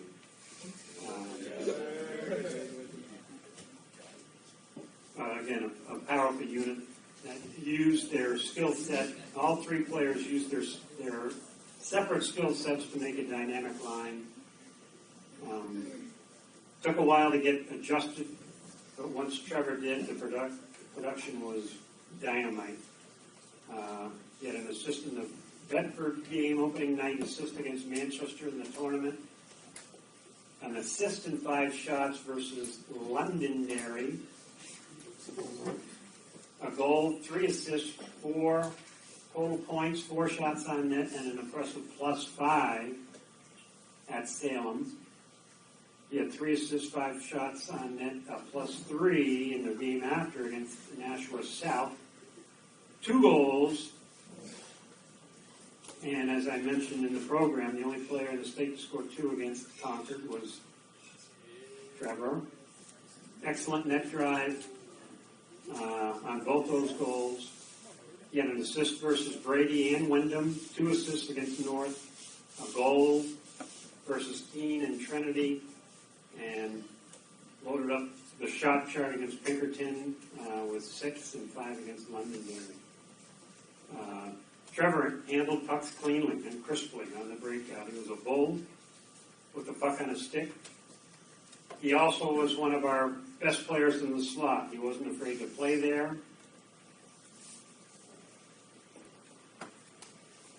And if the puck found his stick, there was going to be a shot on net and probably a goal. He was also very good in the locker room, a real leader, as I mentioned before. He wasn't afraid to speak, and he was always spot on. He delivered great messages, and he always spoke at the right time, and he always spoke in a positive manner. And I'm real glad he's part of our group this year, Trevor Lichtenstein.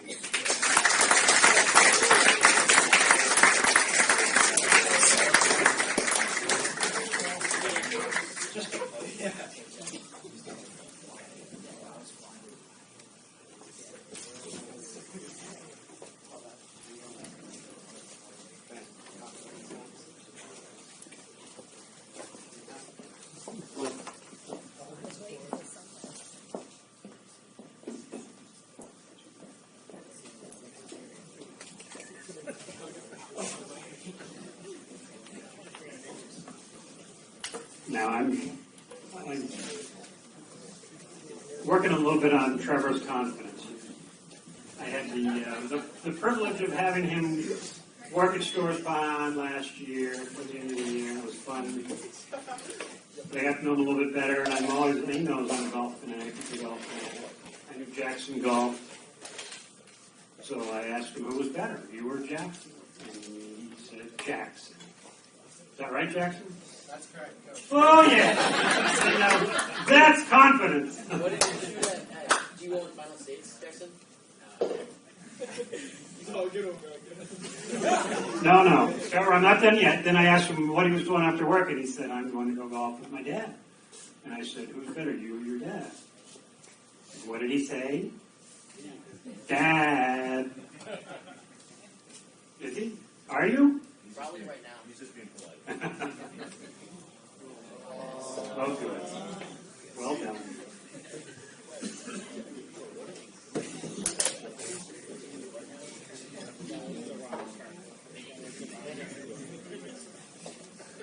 Probably, if we had a popularity contest, Mateo would be in the running.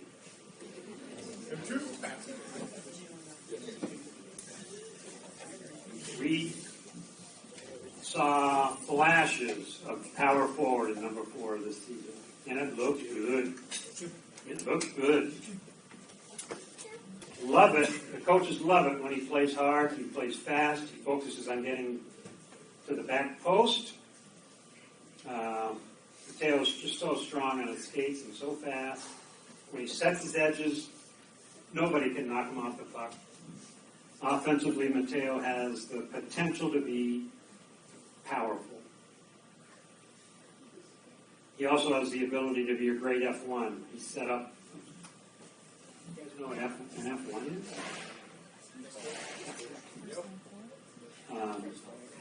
That means you're the first forward on the puck, so you've got to make a difference, and you need to show up, and you need to show up with a purpose and a bit of an attitude. And Mateo is really, when he's playing his best hockey, is really good at that. He set up a couple of goals this year where we got in hard on the forecheck and forced opposing D to move pucks. He finished the season with a goal, 7 assists, +2. He had 41 shots. Did a nice job for us on the PK. He had an assist, was +1, 2 shots on net in our 4-1 win over Bow, first win of the year. +2, 3 shots against Goffstown. He scored the game-winning goal at Manchester when he turned their D and shot the puck on the ice. Yeah. Perfect shot. Mateo had a lot of shots this year, but he had a lot that sailed over the crossbar. And it just so happened that before he scored the game-winning goal, that happened. He had a great opportunity, but he was trying to be too precise with the puck, and he just ripped it over the bar. So we reminded him, those shots are pretty important and impactful, and next time he had that opportunity, it went in the net, so that was pretty neat. He had an assist, 3 shots, +2 versus South. We had him on the right wing at Brady, and he was the star of the game, I felt. He drove the net hard often, with the puck, without the puck. He forechecked hard. He skated like the wind. And he ended the season assisted in the Wyndham, the South, and the Salem game. Mateo put together a 4-game point streak late in the season that helped us win some really crucial games. There were a few games this year where I felt number 4 was our top forward, most impactful forward in all phases of the game. He's also a team leader. Players respond to him. They listen to what he says. You can tell he is one of our core leaders. People respect him. Great season, Mateo, and let's go get him next year.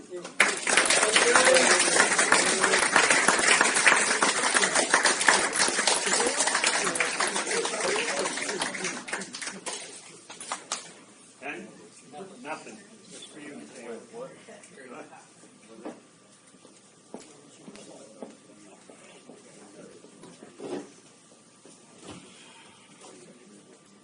Hello, ladies.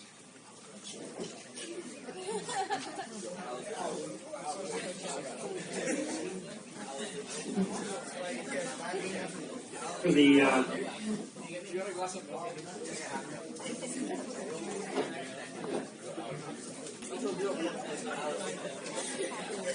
the second consecutive year, he had to deal with significant injuries.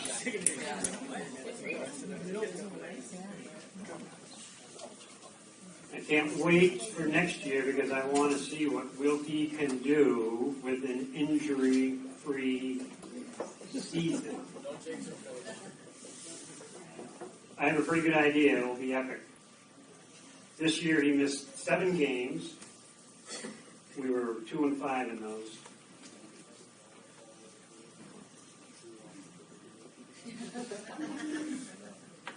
Of the 15 games he played, he had points in 12 of the 15. So he's a point-scoring machine. Wilkie is obviously a skilled player, smooth with the puck. He gives and receives passes well. Has great vision. He played in every situation for us and was a key member of our Orange line and a key member of the Alpha Power Play group. He finished second in scoring, 9 goals, 12 assists, 21 points, and first on our team with a plus 11. He had 61 shots and 3 power play goals to tie with Wyatt for the team lead. He started the season strong with a goal and an assist versus Bedford. 5 shots on net. He had 8 shots on net against Bishop Girton. 8 more against Goffstown. So we're talking instant offense with Wilkie. A goal and an assist in our 4-1 W at Bow. Goal against Manchester in the 3-zip win. A goal and assist versus Londonderry. 2 goals, 3 assists. 5 points against Salem. 3 assists in the follow-up game against South. And Wilkie was on fire. And then he got injured. He missed 7 games. He came back, played a couple, and sat one out. Injured again. But he had a power play goal when he got back against North. He had an assist against Keene. He had a goal and was +2 against Pinkerton in the overtime contest. He assisted Wyatt's goal against Concord. And then he scored the beautiful back post goal in the playoffs when he turned the defenseman and got to the back post to tie it up. Wilkie is just a terrific presence. He's calm, poised, unflappable. He gets the job done. He's a great leader. Wilkie leads by example. He's a hard worker. He makes sure everyone on the team is involved and included. Jack became a much more physical player this year. We loved his size. We loved his speed. We loved his toughness. He provided us energy and physicality. He was a difficult player to play against. You knew you were in for a tough night when you lined up across from him. Great player to coach because you knew you were going to get everything he had every single night. He left nothing in the tank. He treated every practice like it was a game. Thanks for all you did, Wilkie. Great year. Jack?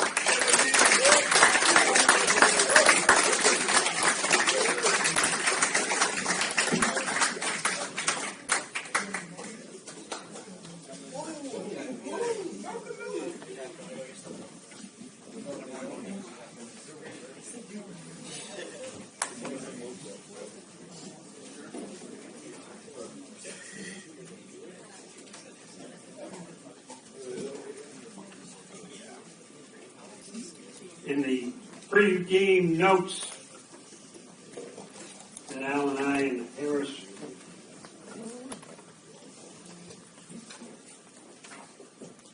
talked about and drew up, there was one consistent. I always noted I don't want number 7 to go home fresh.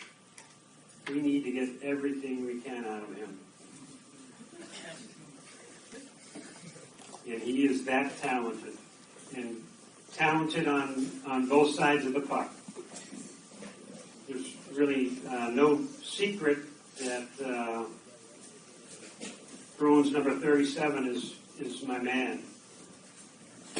And I'm not sure if he is anybody else's man out there. It doesn't really matter. He's my man. And I think Wyatt has a game very similar. 200 by 85. We all remember that. Patrice does it. Wyatt does it. But let's start with the face-offs. What was your face-off percentage? Any idea? Every year I think it was like 60. Let's go 66.5%. So he won 510 face-offs, which is incredible. Patrice leads the NHL at 60%. So 66 is phenomenal. And just let's put that in perspective. That means that Wyatt's line starts 2/3 of their shifts with puck possession. Puck's on your stick. I mean, if I'm a wing or a defenseman, I want him as my center. All right? I want the puck. 66.5%. It's incredible. Wyatt's also really superior and strong in the defensive zone. Doesn't spend a lot of time there because he works so efficiently with the defenseman down low. He's feisty in the 50-50 battles. He transitions quickly and is really efficient breaking pucks out. And it's because he's in position, stick on the ice, puck out with possession.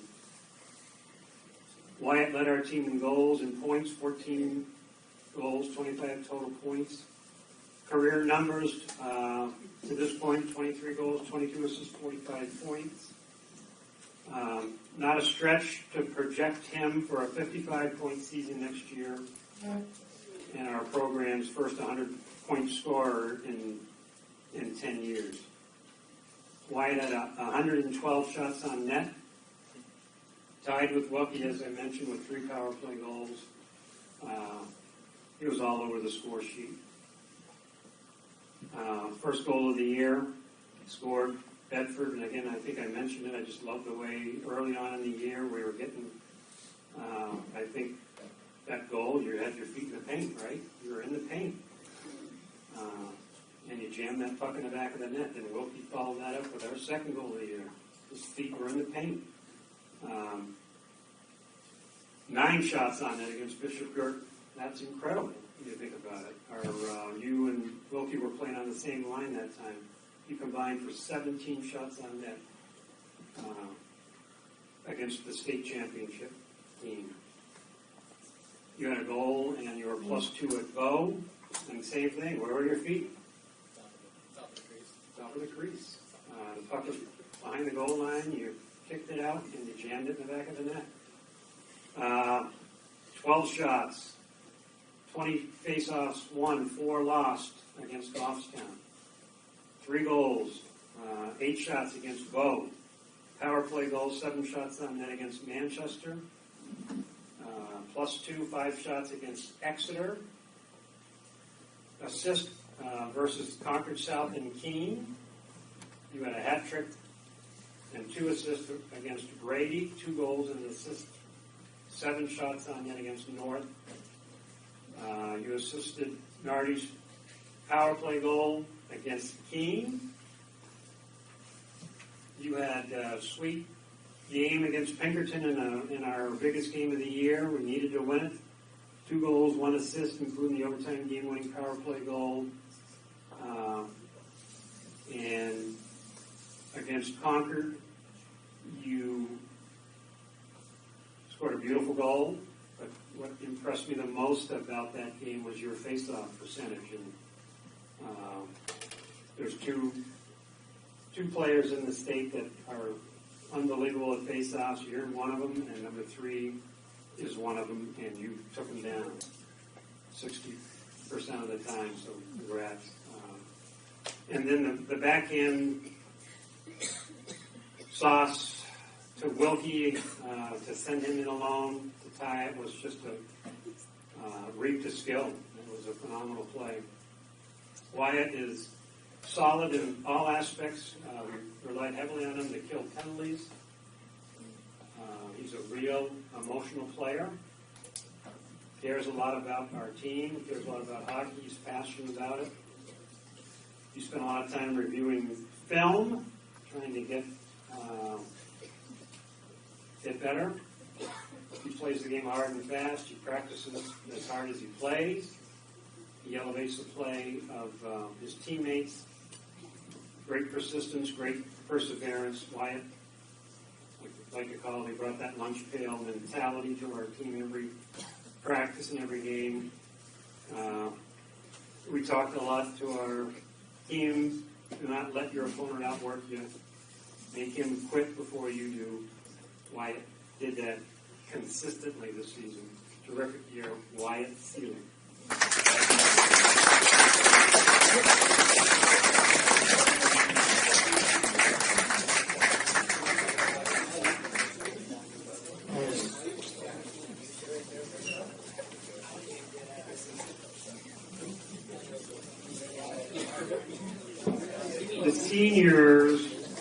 The seniors did an excellent job building, leading, mentoring this team. They were instrumental in creating the culture of our team. They quickly established a feeling of family. Everyone was included. Everyone felt comfortable. Seniors, thanks for all you've done to help our program reach the level it has. And we wish you luck as you move forward. I know you're all going to be successful in whatever you decide. You should be proud of what you have accomplished on the ice for us. We're a Division III school that plays a Division I schedule and competing against schools 3 and 4 times bigger. Not easy, and it takes a special type of athlete to do that. So, congratulations! You had a wonderful year this year. Last year's group lost in the state semifinals to the state champion. Sophomore year, you guys lost in the quarterfinals to, you guessed it, the state champion. And in your freshman year, you guys made to the quarterfinals and lost to Pinkerton. So congratulations on being excellent athletes and even better leaders. It's a privilege to have worked with you all. Dylan Penders. Dylan, you look good. You want to come in and sit right here.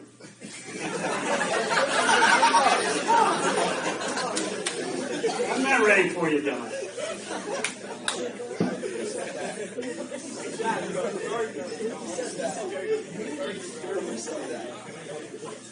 I think Dylan never had the opportunity to showcase what he's capable of, or very rarely. He, in my estimation, is the tough luck story of the year. Bad shoulder. What are you doing about that? Yeah, surgery tomorrow. Surgery tomorrow. Wow, so cool. Surgery tomorrow. And yet here you are tonight. So cool. And Dylan also was sick a lot all year, and found out why after the season, but I'm glad you're feeling better now. But he would have been a huge help, I think.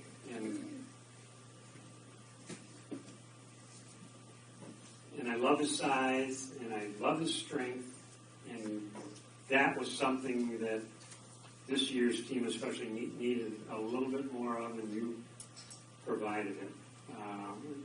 And you had a solid showing for us in the Manchester tourney, and looked like you were rounding into form, and then you got sick, and you missed a lot. And you came back and played really well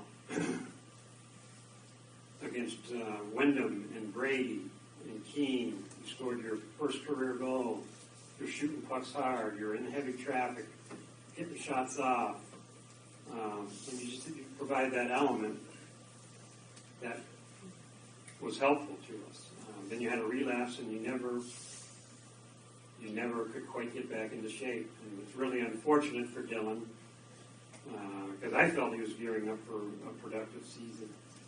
He was great to have on the team because of his work ethic in games and in practice. He understood drills.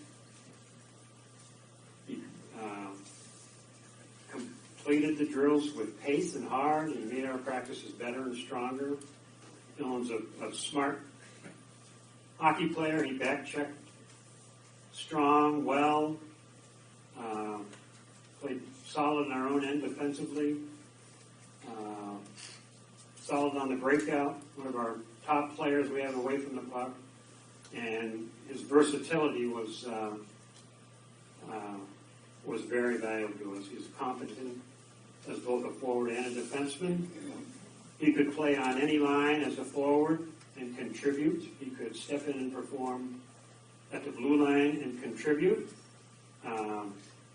He could step into the power play, which he did, and the penalty kill, which he did, and contribute. He was a valuable member of our team this year. Thanks, and good luck, Dylan Pender.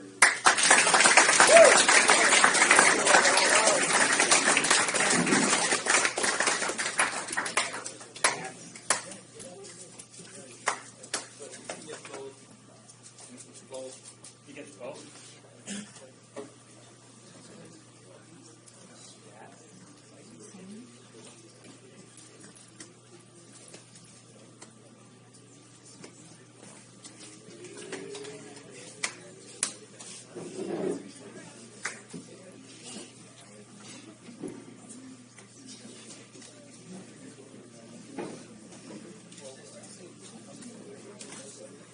Okay. Jackson Watts. I'm a little bit jealous. He shot an 81 last week. I was working hard at the rink. He was golfing. But then he came to play hockey on Friday, and I got a chance to play with him. You know, it's just, that's the kind of stuff that I love. So much fun. But Jackson missed an entire season of not just hockey, but sports his junior year because of injury. And as a result, obviously we didn't have him last year. We weren't sure what to expect. He started as a defenseman for us this year, but we moved him up early to play forward, and it paid off as Jackson scored a goal in his very first varsity hockey game. How cool is that? That's cool. And it was even more cooler because it came against Bedford, and it came on our home ice, and it came against a really good goaltender. But he scored the goal because he was Jackson. That's how Jackson plays. He was driving hard to the net. He had his stick on the ice. He collected the puck, was strong on his stick, and he buried it. Just a simple formula, but it was a sweet goal. But that was Jackson's game. He did the little things so well. Pucks in, pucks deep, pucks out, pucks to the net, play on the D side, compete hard, and don't give up. Jackson is a smart person, and I mentioned that in the locker room. Did you agree with me? I don't know. I think I did ask you. Are you smart?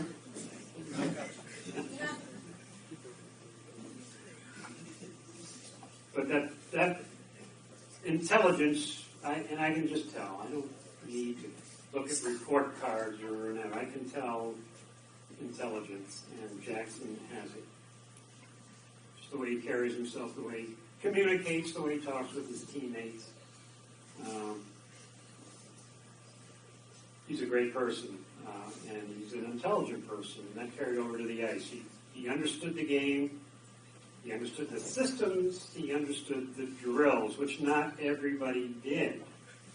And he's got a fun personality, and he gets me. I often would sidle up to him. Does everybody know what sidle means?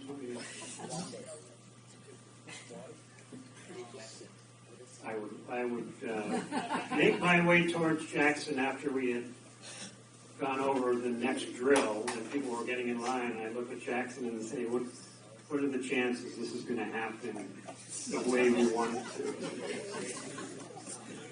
And Jackson, being the confident person he is, always said 100%. You weren't so intelligent then.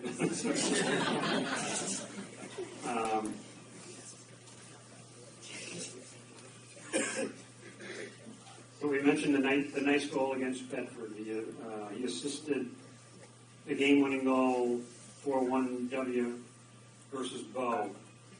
He had a goal and was +2 in the Goffstown game. He had a goal and was +1 versus Wyndham. He got an assist in the Trinity game and an assist in the Pivotal North game that we had to win to continue playing. He scored and assisted on some big goals at crucial times this year. He's kind, considerate, loyal, enthusiastic, and extremely positive. He was a great teammate and a coach's favorite because of his work ethic. He encouraged everyone else on the bench. He was just a positive influence. He was the first player to congratulate a teammate after a nice play, a block shot, a goal. He was the first player to console someone if things didn't go well for him on the ice. He was always rooting on his teammates, and that's a pretty cool trait. He will be missed. He worked hard for everything he got. I'm glad we had him for a season. Nice job, Jackson.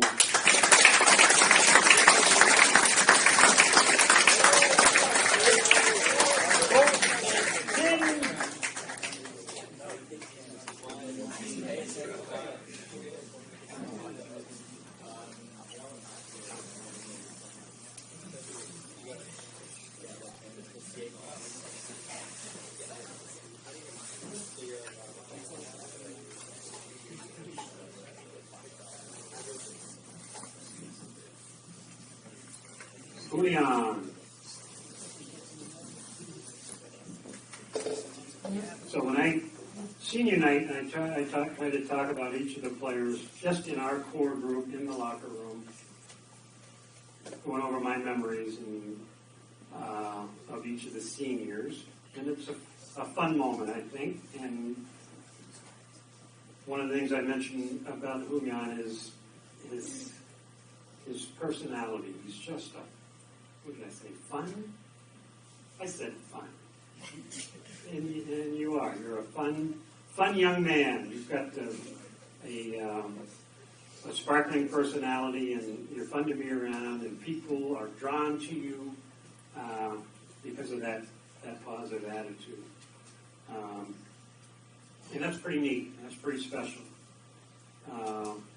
Julian kept getting better and better and better as our season progressed. I think Alex pointed out to me his play down the stretch was one of the big reasons we beat Pinkerton and almost knocked off Concord and should have beaten Londonderry. It's because 6 was buzzing everywhere, making things happen, blocking shots. I mean, I just wish the person who was blocking these shots could experience the feeling on the bench and how it just elevates the bench and the energy on the bench. And Julian did that multiple times the last 2 weeks of the season through his hard work in the defensive zone. Brought the bench alive. And then at the far end, he was just an unbelievable F1. Again, with a purpose. He just brought intensity to the team. And he brought fun. And his personality and his enthusiasm, it shows up on the ice. It shows up during practices, on bus rides, in the locker room. He was a great teammate because he worked so hard and skated so quickly. Tough to practice against because he was forcing his teammates to play against someone that skated so darn quick. It was great practice for us. And in the first game, I would give you huge credit for that first goal. Wouldn't you? Yeah. I think Wyatt won the puck right to you. You knew exactly what you were going to do with that puck before it even reached your stick. You zipped it to Henry. Henry was in his office, Rick. And then Wyatt. I passed it to Wyatt. And then Wyatt knocked in the rebound.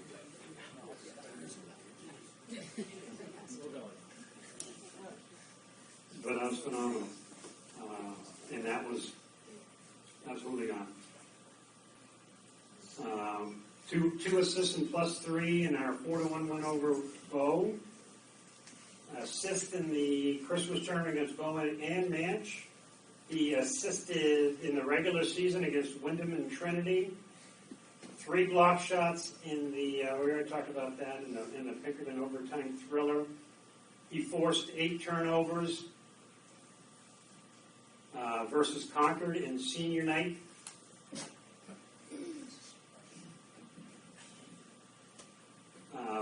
Julian knows what is important and what is expected and shared that with our younger players. And I'm glad he did because he does things the right way. 6 does things the right way, no shortcuts. Very proud of the way he has developed and the energy and effort he has put into our program. His defense has greatly improved. He tracked down a lot of opposing forwards from behind. Julian, terrific practice player, always prepared, pushed his teammates, helped make everyone better. And like so many of our players, he's just a smart, intelligent young man. You could tell in his play and in his comments to his teammates that everybody liked him. He played the game with a huge heart. His greatest attribute was the fact that he was a great teammate. He loves the game. He loves his teammates. He loves being on the ice with them. He loves being in the locker room. He was very encouraging and positive on the bench. He was a joy to coach and contributed to the success of our team in a lot of different ways. Julian was a great mentor for the younger players. Thanks for your commitment to this year's team and our program. Great job, Julian.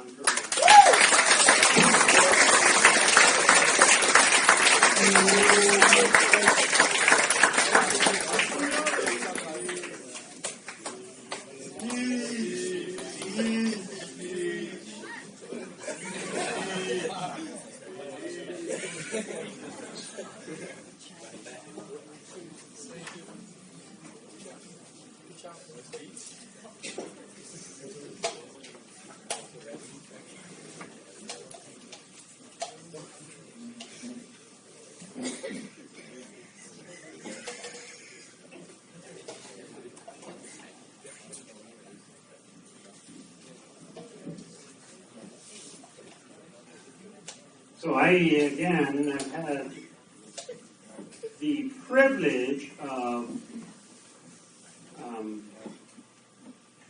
knowing and working with Patrick Elder. Is Patrick here? That boy! What do you say, Pat? You just say, Yahoo!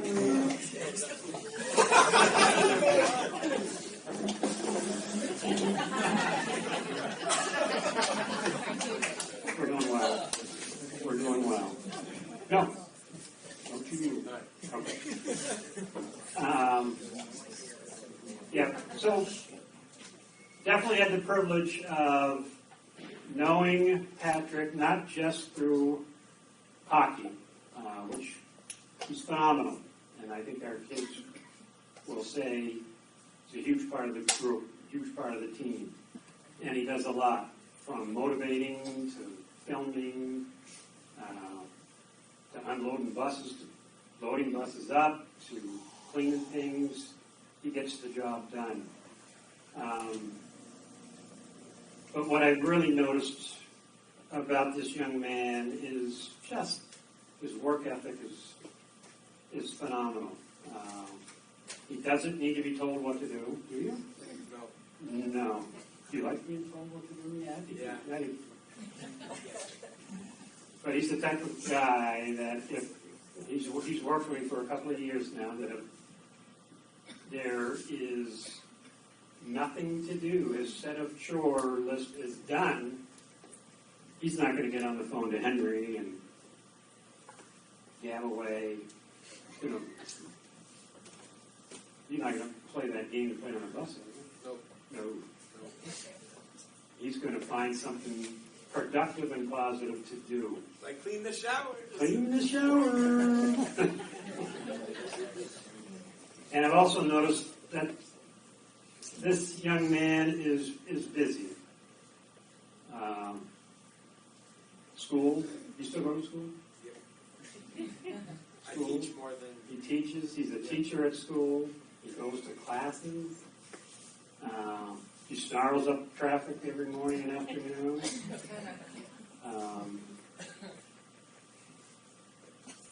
He is in the ROTC program. And how many hours a week do you work at the rink? I'm just like on call, it feels like. I just Yeah, don't right. really know, yeah. I usually at least 30 hours. At least 30. And he's driving his Zamboni. That's incredible. How old are you? 18 years old. Oh my gosh. How about your 40-mile run that you did? Oh yeah, well I did a run. Yeah, I've done exercises from my 40. I did 2 marathon foreign ruck in the military, so that was fun. We did that recently. That was fun. Yeah.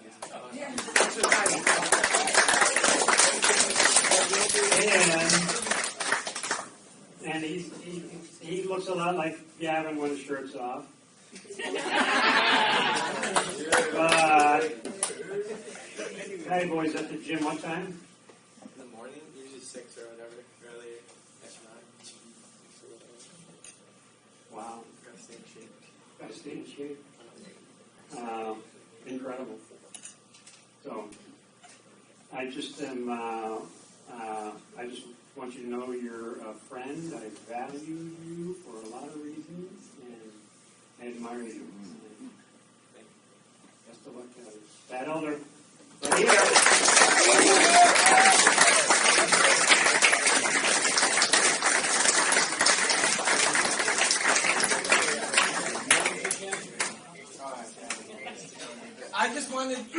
I just wanted to say one thing. I don't particularly play the sport of hockey, but you all have, but you all have accepted me into the brotherhood and the family, and I very much so appreciate that, because you all could have just seen me as another manager, someone who doesn't play, but you know, just someone who doesn't play the sport, you know, and is just there for the ride. But you all, you know, I could have easily just not have done it, and you don't see many managers in the sport, but I did it because you all treat me like family. You treat me like you want me to be here, and I appreciate that so darn much, everyone. So thank you.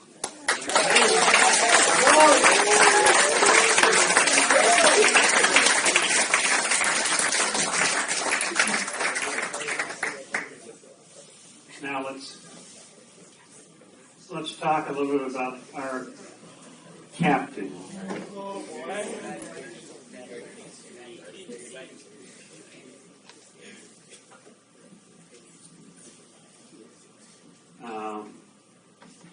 And I am really sad about this one, but I'm glad I had the opportunity to spend the last several years working with you, Jack. You did a terrific job in your high school hockey career at Hanover, and an outstanding job this season wearing the C. And this probably, in my 41 years, would have been the toughest year to be a captain. And you handled it well, and I'm amazed. Not really. You're a special person. You created a brotherhood on our team from day one.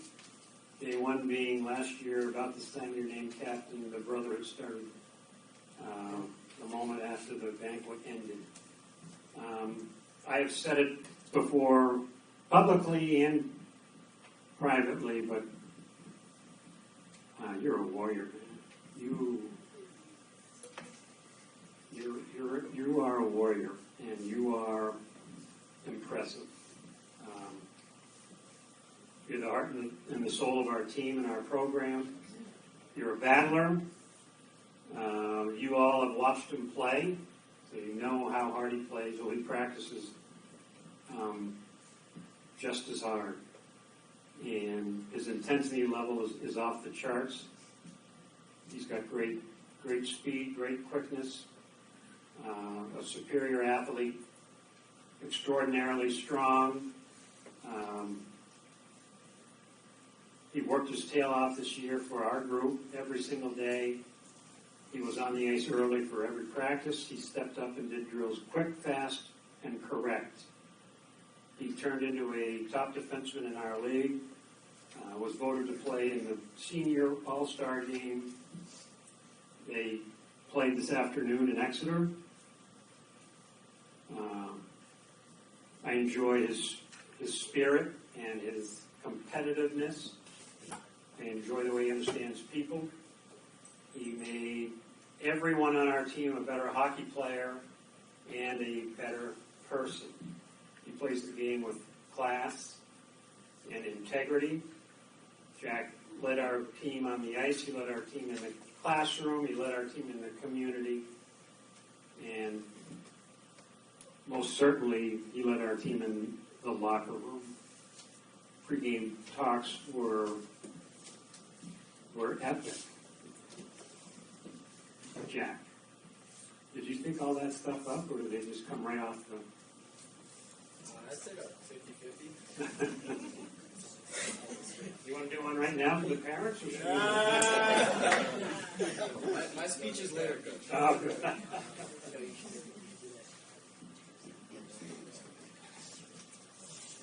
But as I mentioned a couple hours ago, Alex really helped in Jack's development. He came to us as a freshman, and he was solid. And he got better and better every year. This year, he just, again, he's just one of those athletes that makes huge strides up and forward. And this year was no different. He just made tremendous progress. I really saw a huge difference in his confidence with the puck, carrying pucks, moving pucks, joining the attack. He really was creative. He really helped our offense.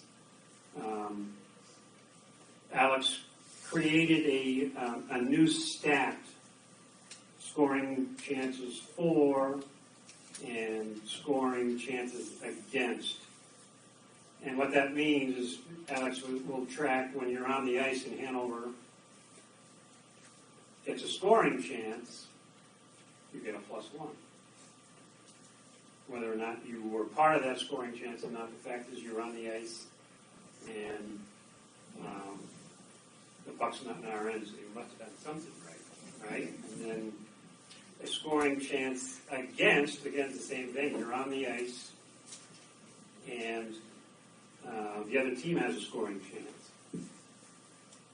Well, Jack was an amazing +63 in that category. And just to gauge it, our next best player was +31. And there's a lot of reasons for that, but I think the fact that you are so solid in our end, you're so deceptive with pucks, you make players miss, you get pucks out cleanly, crisply, you get pucks out the first time, you get pucks out with possession. It just limits the amount of time that you and your line mates spend in your own end. He also led our team in another statistic that is not often tracked, but it's worth noting because, again, he dominated.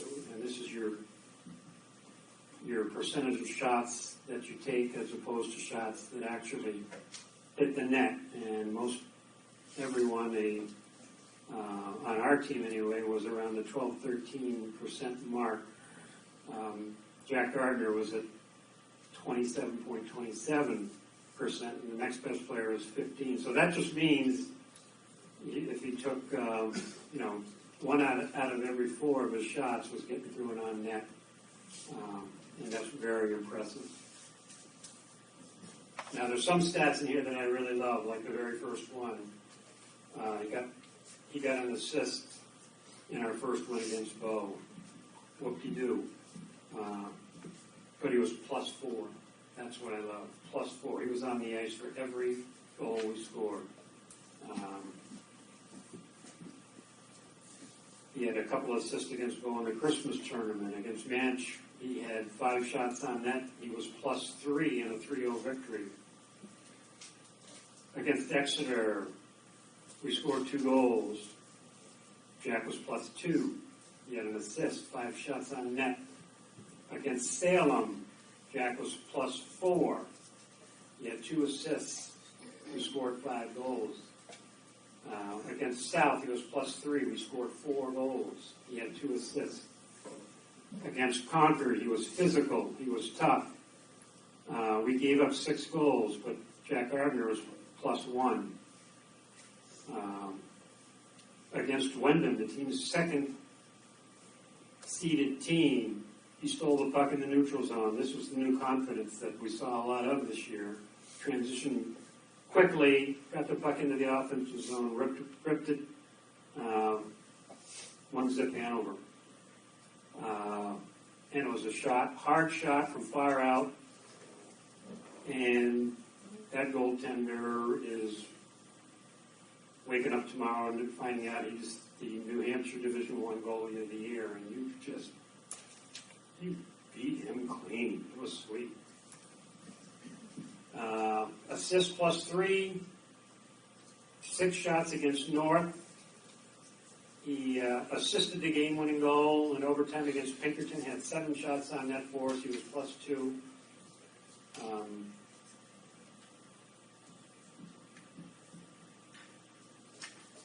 I admire what Jack accomplished in his varsity hockey career, but just as importantly how he accomplished it. He plays the right way, both sides of the puck, isn't afraid to venture into the heavy traffic areas, and he does it every shift, every game, every day. Talked a little bit about his strength in the D zone. Making F1 miss, curling back, lose pressure, finding tape, putting it right on the forward stick. Our defenseman philosophy is strong first pass and make plays. Leave the player you're passing the puck to in good shape to make the next play. Jack did that perfectly. He was a good leader for our team, not only leading but melding this group into a cohesive team, but also carrying forward the Marauder Bear way. He's a perfect example of a Marauder Bear hockey player, and his leadership skills are outstanding. Jack's a great teammate and someone you can count on in all situations. Jack, thanks for your positive contributions to the hockey program. You helped us achieve a lot this season. You left your signature all over our hockey program. I appreciate that. Thanks and great job. Jack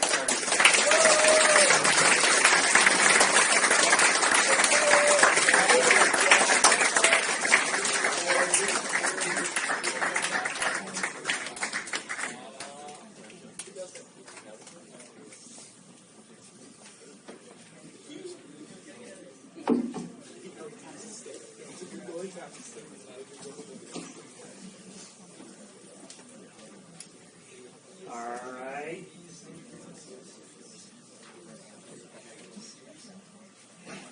Now, let's see. Let's look at the program. Let's hear from Captains Gardner and Seeley. Here. Let's hear it. Let's hear it.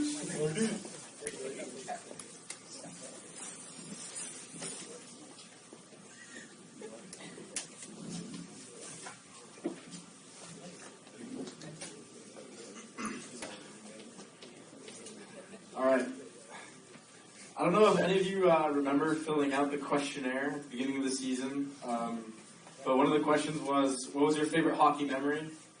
And now I want to amend whatever I had said earlier to say that playing for Hanover High School, and more specifically, Coach Dawes. I've been playing on this team for 4 years, and each year, without fail, Coach Dawes has put an immense amount of passion and energy on and off the ice for this team. My favorite memories, and ones that I'll always take with me after I leave, are the pregame speeches before a big game. Now, I don't know if any of the parents here tonight know what it's like in the locker room, but to get 20 teenage kids locked in and ready for a hockey game is no easy task. Yet, without fail, Coach is able to find the right words each time. So thank you, Coach, for your commitment to this team, your ability to make us better hockey players, but more importantly, better people.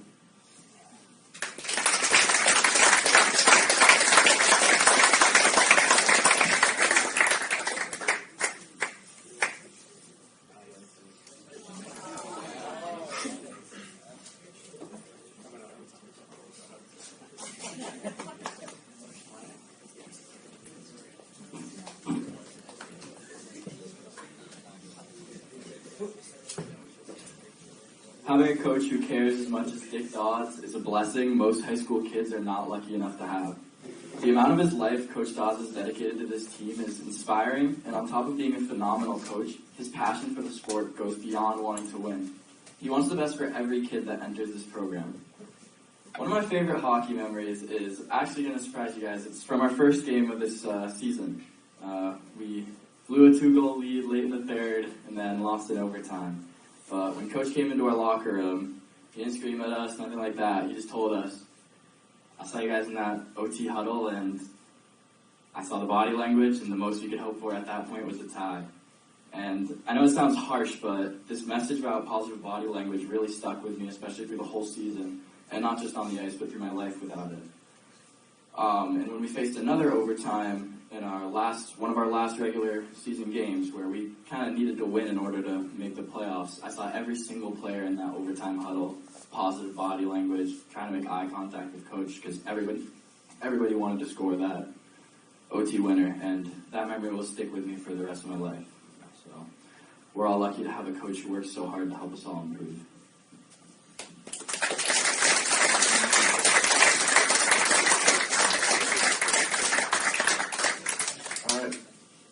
Al, thank you for everything that you do for this team.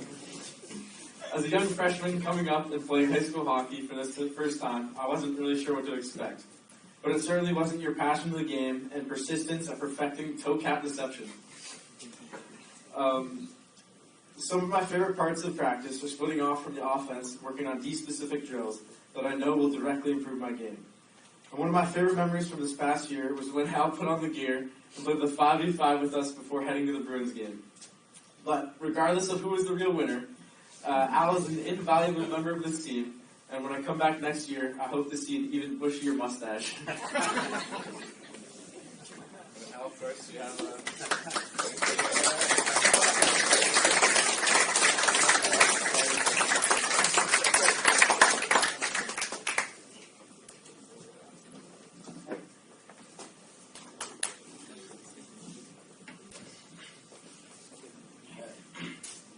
It's not every team that you'll have a coach who's willing to dress up in full gear for practices, but that's just the kind of person Harris LaRock is. I remember watching you play hockey with my brother when I was growing up, and your senior year, I remember looking up to you because of how much effort you put into every single game, and not just that, but every single save. And even though you've finished college at this point, the second you put on the pads, you're getting that same mindset to us in practice. You're working your hardest to make every save. It really helped us all improve this season. I don't think my shot would be where it was at without that. This year, you've been an extremely valuable part of this team by saving our practices, by being our second goalie, and you're inspiring us to win with your knowledge of what that really means. And I really hope you plan on coming back next season and helping us improve more.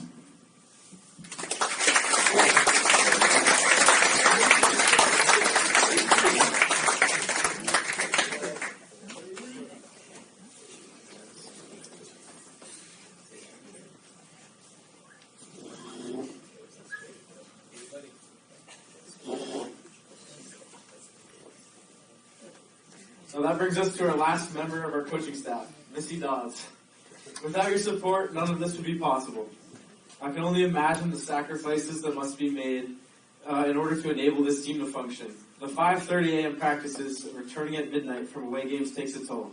But the bottom line, however, is thank you for letting your family spend hours every week with 20 unruly teenage boys.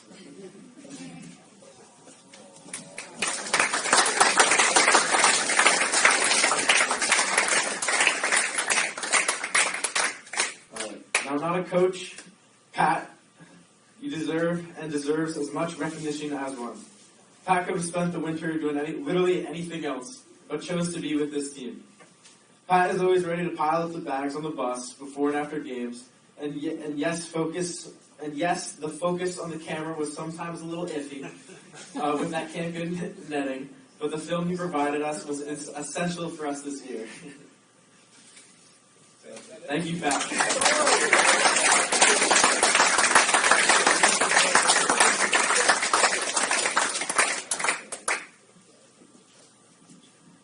Okay, he's not here today, but only having one rostered goalie can make practices a lot less effective, and we would just like to thank Tucker for showing up for us and putting on pads when Harris wasn't able to make it.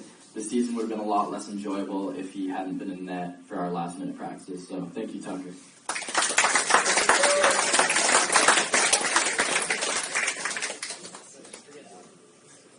All right, now another somewhat hidden position is the work done by parents of captains. The planning of music, an announcer, penalty box attendance, planning team dinners, organizing and sending out the scheduled weekly emails, organizing away game snack rotation, and finally organizing this lovely evening is not an easy task. So thank you to KJ, Joe, Rob, and Tim for all the hard work that you have put in. And if you would like to come up to that,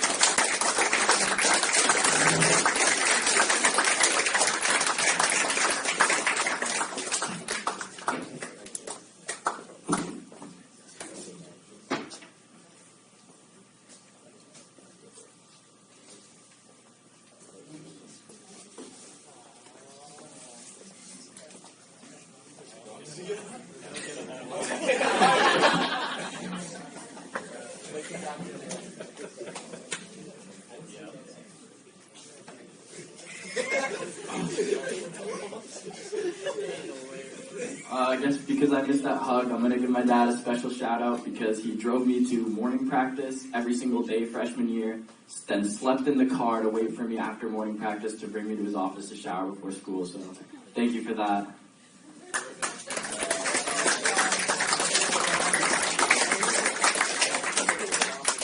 Then we would also like to shout out Les Strength. I don't think we would have raised half the money we did this year without you helping, and I hope your ideas will continue to help us earn more opportunities for team trips, coach buses, and just cover all the other various expenses there are around this team. So thank you, Les.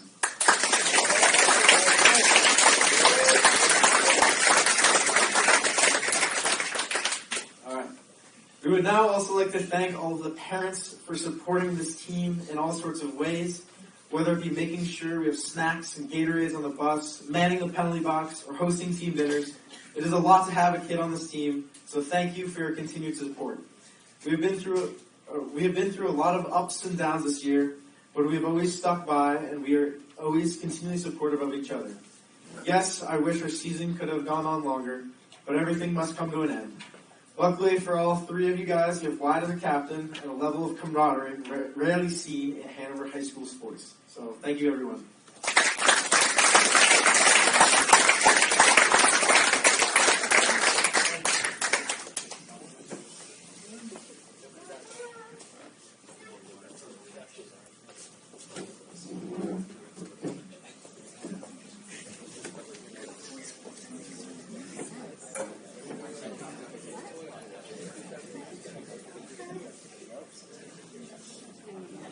All right, let's see what's going on here.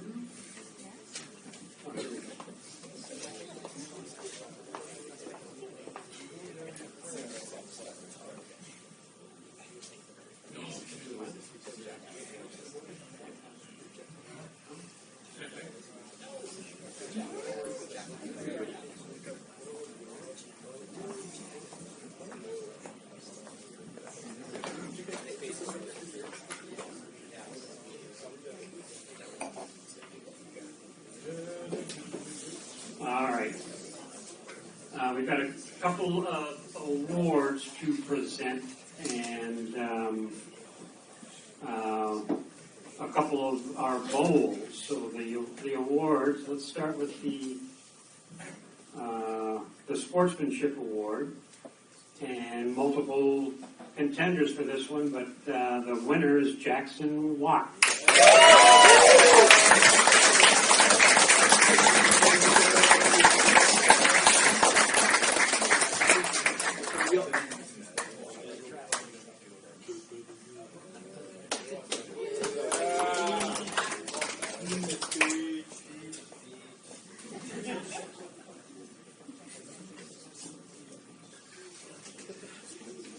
And let's see, we had a tie for the most valuable player between Jack Gardner and Wyatt Seelig.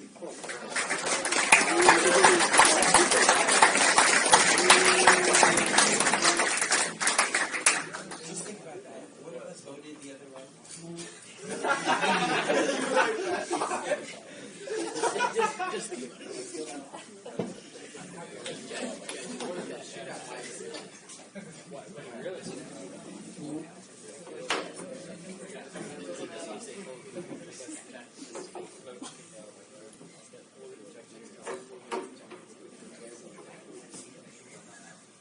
All right, and then here's an award the coaches voted on. The coaches award goes to Trevor Lichtenstein.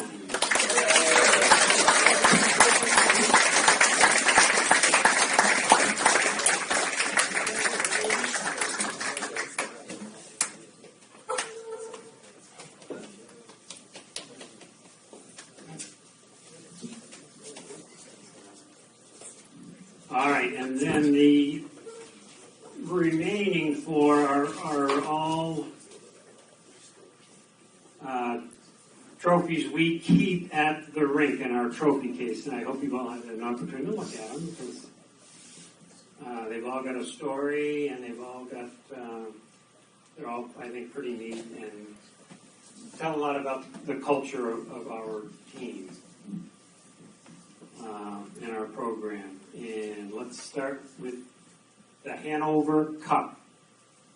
And this is awarded each year. This cup will be presented to the teammate who best represents the Marauder hockey mission statement and who, in the face of adversity, with persistence, resilience, and overwhelming positive attitude, love of sport and of team, became a contributing member of Hanover hockey in a manner that made us all better people and better players. Work every day to be the best we can be on the ice, in the classroom, in the community, and in our home. At the end of the season, to have every player be able to look each and every teammate in the eye, shake their hand, and say, it was an honor and a privilege to be a teammate of yours. Thanks for all you have done to make me a better person and a better player. You were a terrific teammate. 2023 winner, Patrick Elder.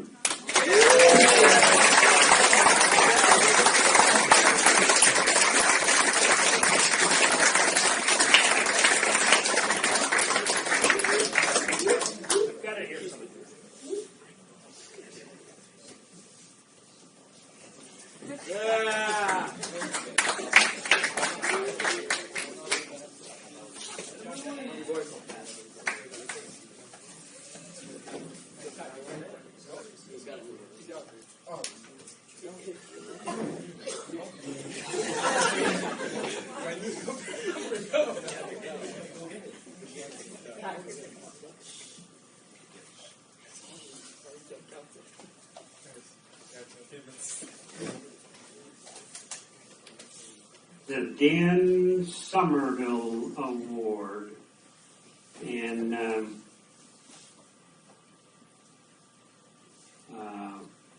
Dan was a tremendous fan of Hanover High School ice hockey who never got an opportunity to wear the maroon and white jersey because he passed in 1993 at the age of 13.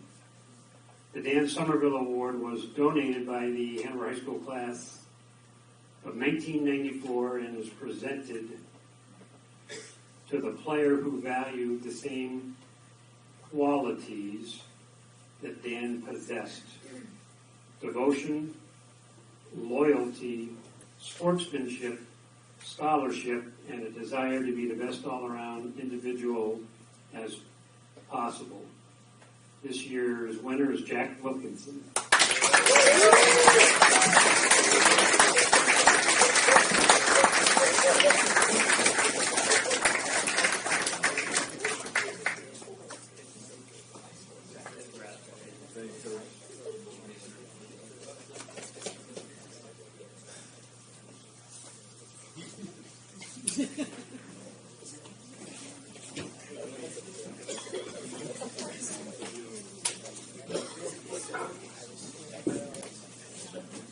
The Charles Williams Award. Charlie Williams was a state championship defenseman who graduated in 1974. Charlie was tragically killed by a drunk driver in the summer of 1974. This award was donated by the Hanover High School hockey class of 1974 and goes to that athlete who displayed the same characteristics Charlie did.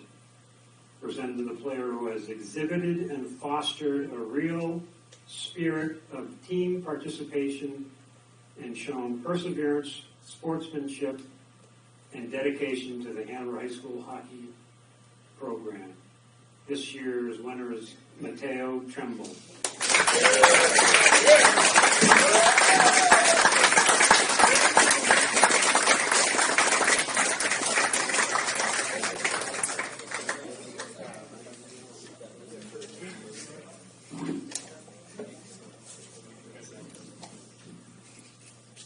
Bart Miller Award. And Charlie Williams is a good friend of mine. Bart Miller was a good friend of mine. So I know they are proud of the winners that we selected this year. Bart Miller was a three-sport athlete, captain of all three. How cool is that?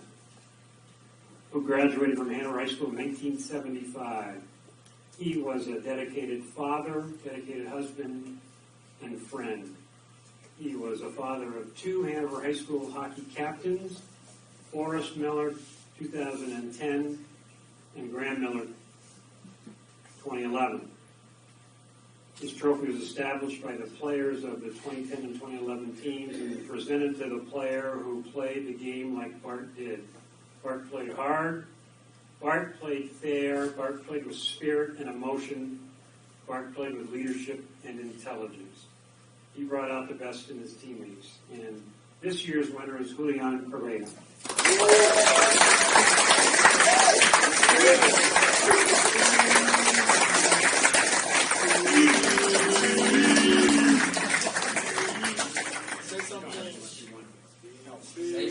Say something. Good job.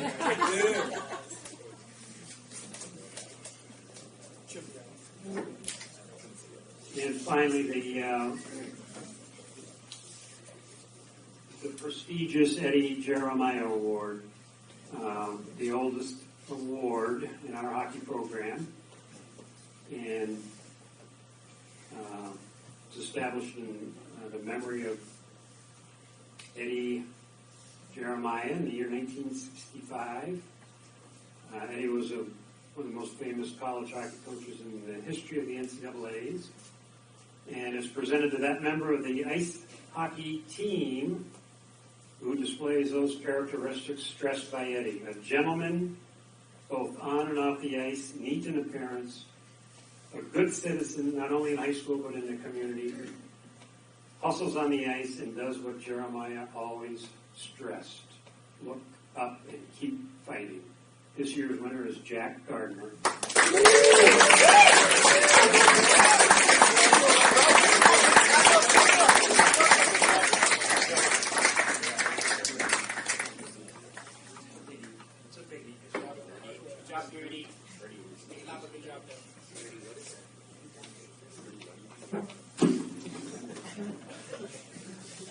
A little flabbergasted what happened to Pat Elder's trophy. Is it on the table there? I don't think it is, though, but it might well be.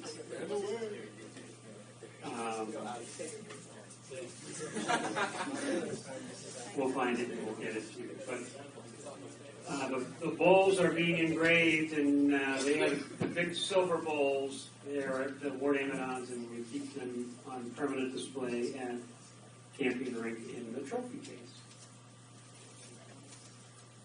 So let's go to Joe. Do you want to? Sure.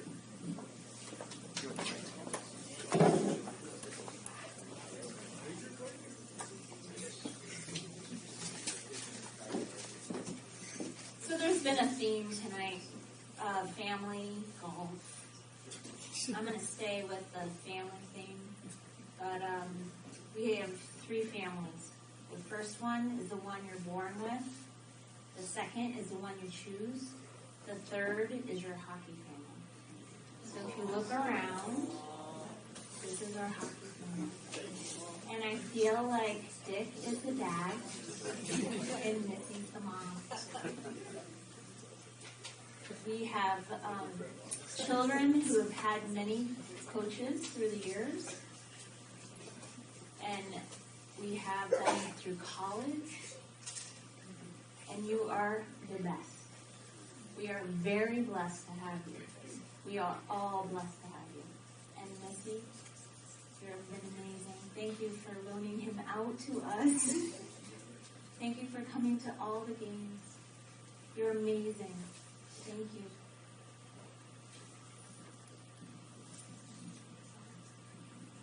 Yeah, I don't have too much to say like usual when I'm around Joe. But I just want to reiterate to Nick, and this is our final after 6 years, with our boys and Missy as well.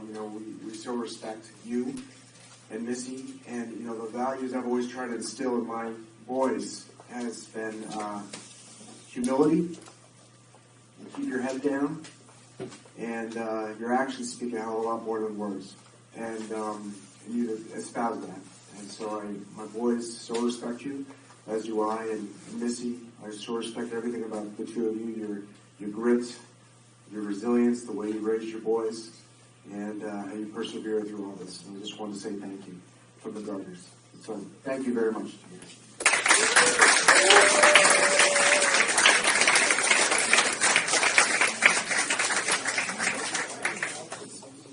There's a little golf gift in there.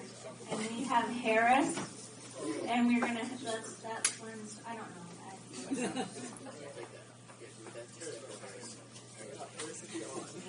Oh, this one's Harris. A little token of tacos. And then Al, you should have received yours in the mail. It's also, oh, good. Oh, good. Well, thank you both. Thank you, Joe.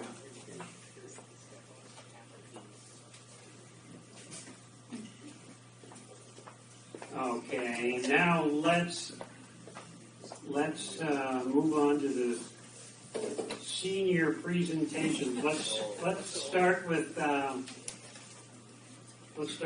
Elder. Who is presenting Pat?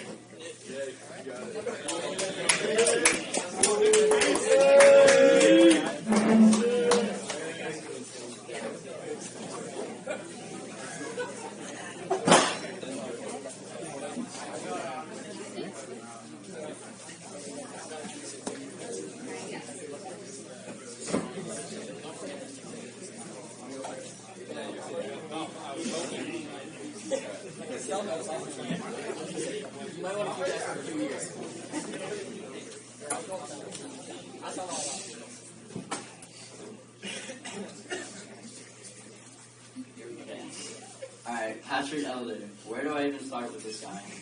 I mean, he literally has every trait a person could ask for. He's hardworking, kind, funny, lighthearted, and of course he brings us so much energy when needed. And in some cases, gets us fired up more than anyone. He's not just a great manager, he's a great person, and he brings his positivity and passion to everything he does and leaves an impact that will follow with you. So thank you, Pat. I've only known you for about 5 months, but in those 5 months you gave me a person to look up to, a person to talk to, and a person that can make me laugh when I really need it. So good luck, Pat, wherever life takes you. I know you'll give it everything you have because that's what you do. Give it up for Pat.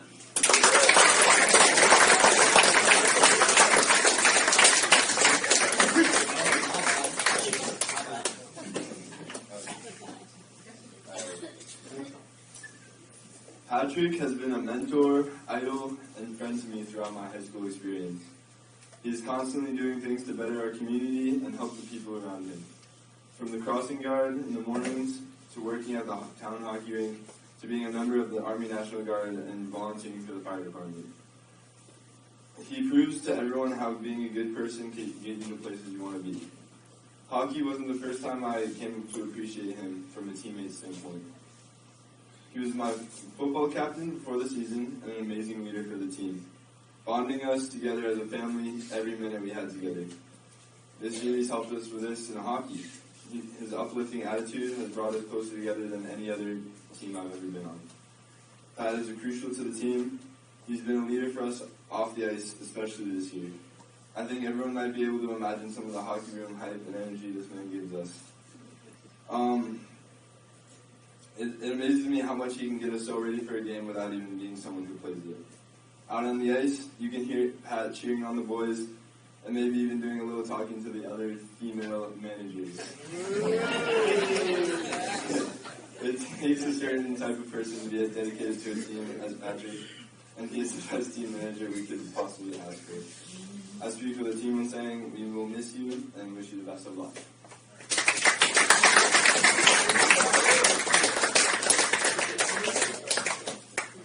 So for Pat, I remember the first days of coming into high school. I had math in the morning and then I had PE. When I walked into the gym, I saw some of my friends, but someone did not look like they were supposed to be in my class. It was Pat. He was a fun, chatty, and hardworking guy. He was someone who I could look up to because he set a great example for everyone. Pat is always bright and makes the mood in the room feel good. When I found out he was our team manager for hockey, I was so excited. As the season went on, I talked to Pat at every home game when he was behind the goal filming. He was the closest person I had the whole game, so he was a great teammate. even though he wasn't in the locker room, or even though he wasn't a player with us, he was still in the locker room getting the boys hyped up for the upcoming game. He was a great teammate throughout the whole season. As a leader, and he knows how to make people in the community better. And I know we will all miss him when he leaves. So I want to thank Pat for this great season and school year.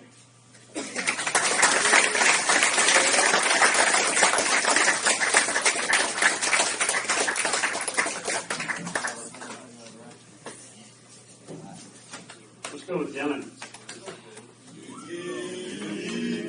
5.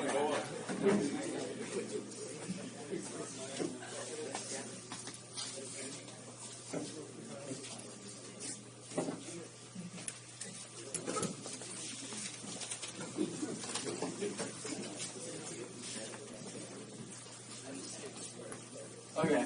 When I saw DP walking through the doors at the beginning of the season, his hair was flowing 3 feet behind him, and I knew he was going to be an absolute beast. And over the season, he lived up to it completely, even though he eventually decided to cut his hair.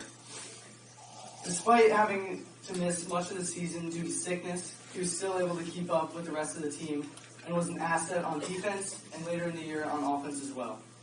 Although not mentioned often, DP probably has the hardest shot in the team. And after being moved to forward, he created so many opportunities, hit so many posts, in addition to putting one in against Bishop Brady.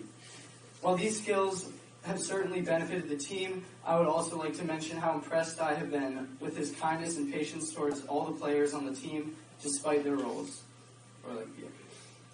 He was never a negative presence in the locker room or on the ice, and he was consistently calm, even in difficult situations. And even though he wasn't always loud in the locker room, he made up for it in the group chats after games.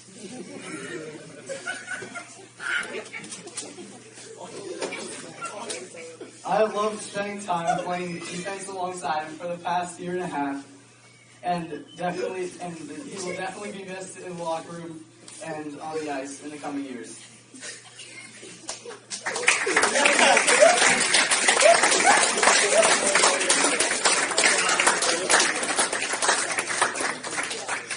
Let's go Jackson and Watt.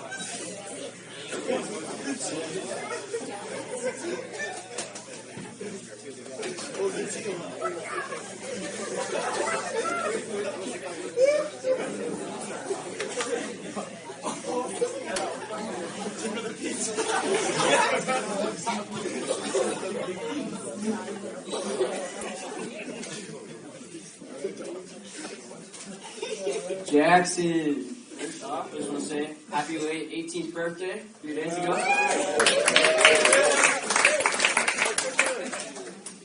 I think the entire team can agree that Jackson is someone who is a role model and an inspiration. Not only on the ice, but off it too.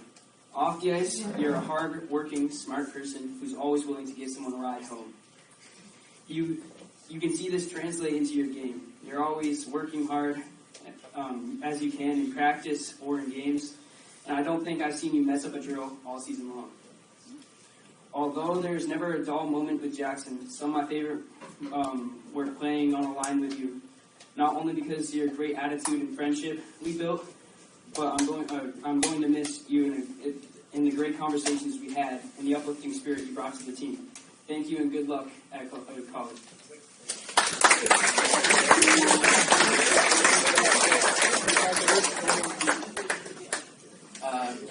Gavin got it off, but happy birthday. Belated.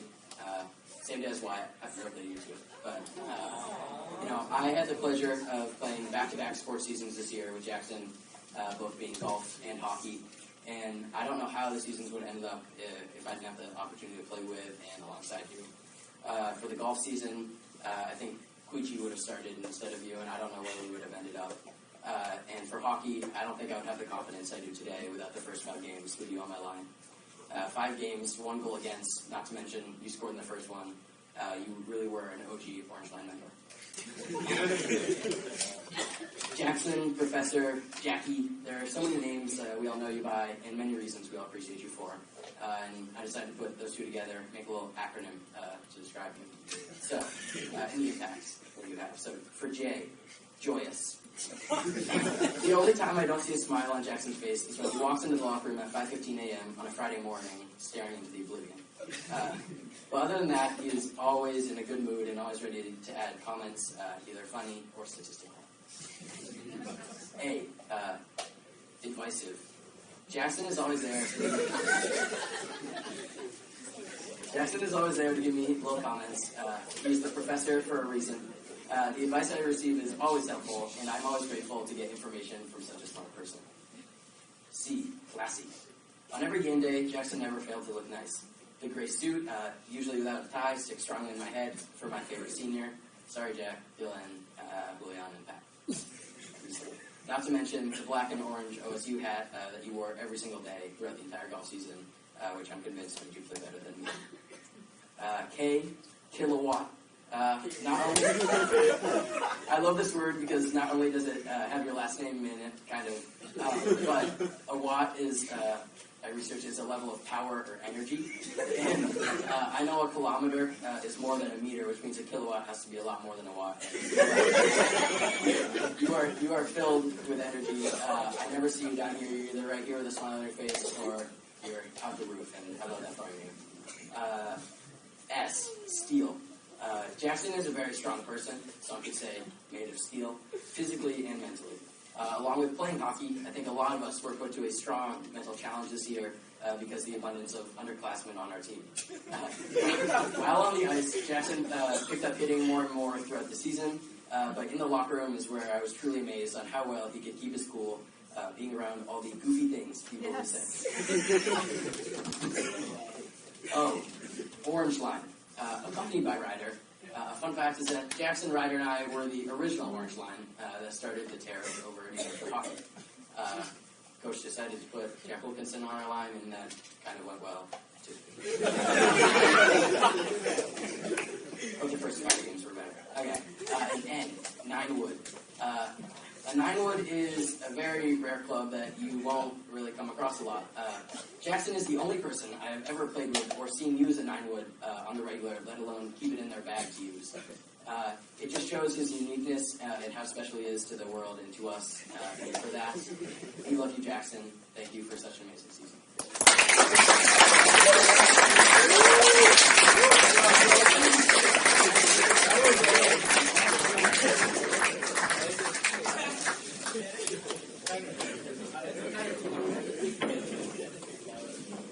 Let's go with Julian.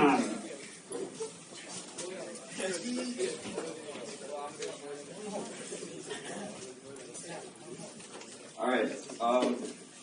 The first time I was on the team with Julian Correa was last year on the state championship winning Hanover JV team. From the first time skating with him, it became apparent that this kid truly had a lot of fun playing hockey. From the way he enthusiastically sprinted to the blue line and back at the sound of Coach Sai's whistle, or the way he flung himself into the corner under the watch of Coach Kieran Campion, I could tell that Julian was a real asset. All of these positive attributes of his carried over into this year's team, where he proved himself to be a true forechecking and just all-around weapon. I recall multiple instances where the bench would get a wave of energy when watching him scurry after the puck and win the race in the offensive zone. Really special thing. Not only was he physically positive, but he was mentally positive as well. Julian would put his body on the line for the team, and not once did I see him retaliate on the many times he got crunched headfirst into the boards. He would get up, shake it off, and maybe even let out a giggle or two.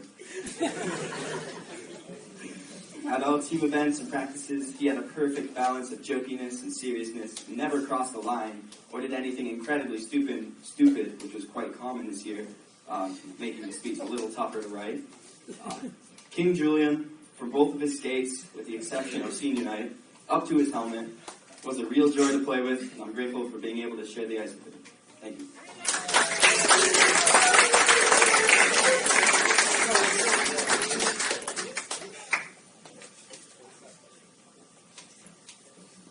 All of you who have played a sport in your lifetime know the happiness they bring. The joy of winning, making new friends, improving on a skill, or just the fun of the sport itself. But I'm sure you also know the downsides of it. The pain of losing, getting injured, taking a hit, or perhaps conditioning. Julian Correa is a man who only sees a positive side of it. Waking up at 5 a.m. on a Monday morning and arriving to a 20-degree building is not the most exciting experience. However, when you walk in the locker room and see Julian's gleaming smile pointed back at you, it seems to brighten things up a little bit more. I met Julian back in our Mike days, thanks to carpooling. From that season on, him and I were on the same team practically every year. We shared laughs, tears, victories, losses, all of it. It seems through all my memorable moments of my career, Julian has been right beside me, especially in the more comedic moments. My second year of Bantams, we were invited to play in a tournament in Ottawa.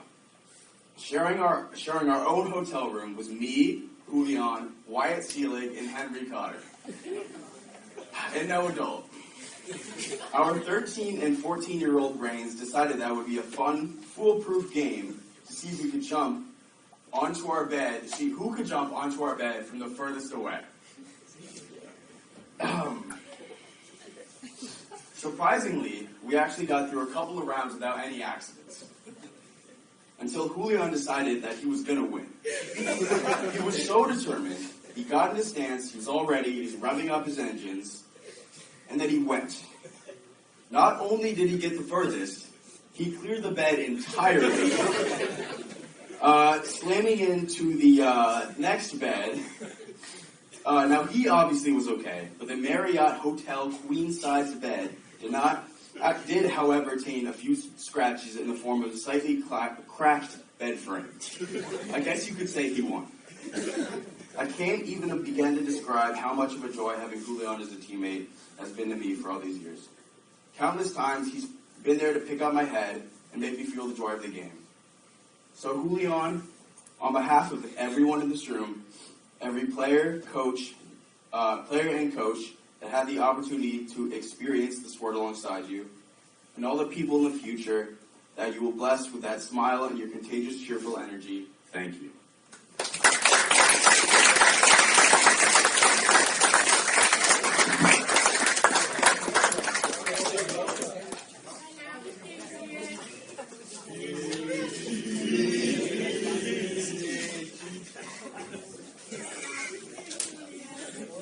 Let's go, Jack.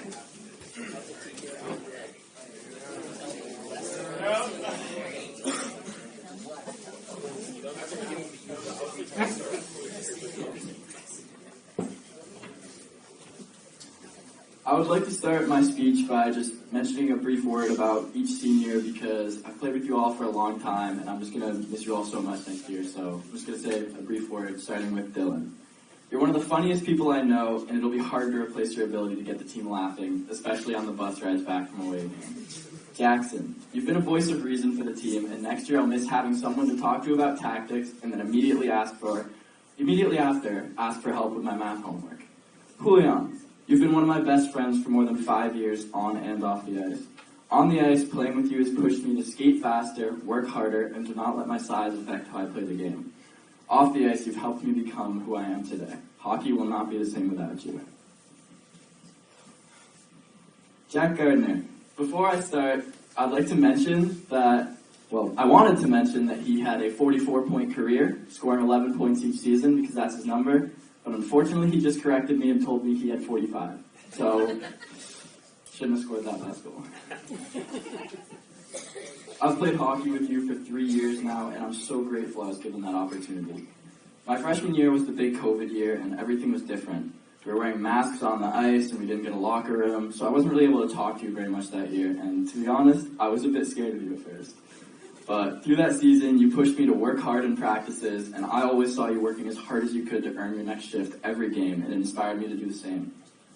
My sophomore year, things mostly went back to normal. You were back in the locker room, but unfortunately, I just didn't end up talking to you that much. But your natural ability to lead by example just spoke for itself.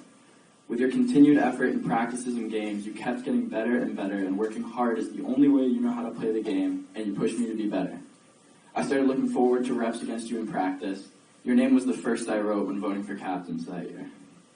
I was pretty nervous coming into this season. I'd never been the captain of a team before this year. I'd never been a captain of a team before this season. That faded really quickly after our first practice. You're a natural leader, and I'll miss having you to rely on next year. I'll do my best to fill the leadership you displayed next year. I'm so glad that this year I got plenty of opportunity to talk to you, and I'm proud to call you my friend. You're an absolute rock on defense, and I'll miss you on the ice as much as I will off. You've pushed me constantly to be better, and we wouldn't have had the success this season without you. You were without a doubt the best captain anyone could ask for.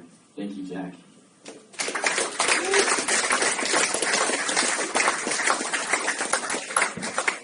Are you on your phone? Oh, my bad. Alright. Hi all, my name is Henry Cotter, and I'll also be speaking on behalf of Jack Gardner. This past season, I was lucky enough to play alongside Jack as D pairs. It was an amazing experience learning from someone who had played at such a high level for 4 years. Jack was a tremendous captain this year, known for his ferocious play and his legendary pregame speeches. My favorite coming before the third period in the U32 game at the beginning of the season. Unfortunately, the speech is not appropriate for this setting. Last year, I think I had 1 or 2 conversations with Jack, consisting of me saying, "Did I mess that up?" and him replying with, "No, that was fine," or a sigh of relief when he saw the sub coming in for me. This year, on the other hand, Jack and I had many intellectual conversations. These conversations consisted of me asking random questions and him responding with either, "How do I even respond to that? I'm going to block you," or my personal favorite, "Actually, I'm ... Of course, all our joking around. Of course, all of our joking around stopped when it came to game time.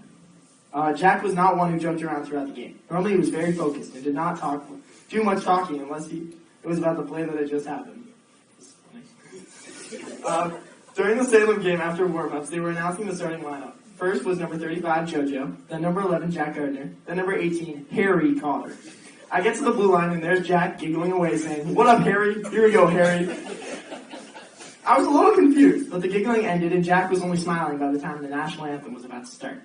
As I'm taking off my helmet, I hear a burst of laughter from behind me. It's Jack laughing at my buzz cut that I'd received that morning. "Nice haircut, Harry." That was all the joking around from Jack that day, as we left the rink with a huge 5-2 victory over Salem. In the following weeks, I continued as Jack's D pair, and this meant we spent a lot more time together. One thing many people know about me is I have a very big mouth, and I'm constantly what we call a chirper on the ice, adding in little jabs to my competition. When I was playing against superior Jack, yes, I'll finally admit it, he's a little bit better than me. So whenever I was losing to Jack, my go-to insult was, "You're only captain because your mom sends out the emails." Jack would then reply with some comment about my back checking, and then go down and score on me. I was also lucky enough to be selected to the power play. We ran an umbrella which had 2 flanks and a QB, which was Jack. One thing I struggled with was I wouldn't see to move the puck across the blue line to Jack. So early one Friday morning, I hear faintly, "Pass the puck to Big Clappa." It was Jack speaking about himself in the third person.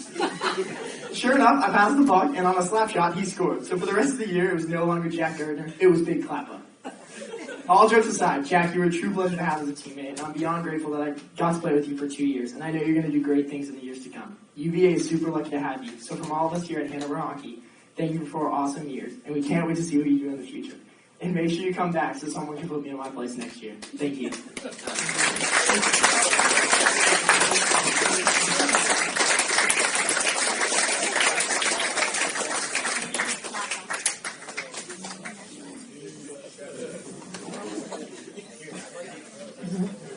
All right, folks, that is it for the night.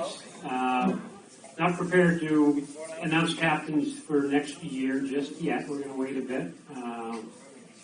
So unless people have things they want to discuss, we can start cleaning up.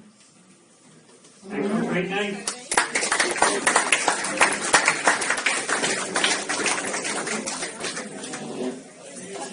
Cupcakes and t-shirts, players.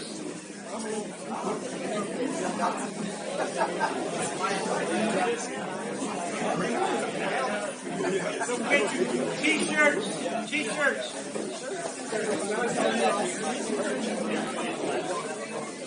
Cupcakes.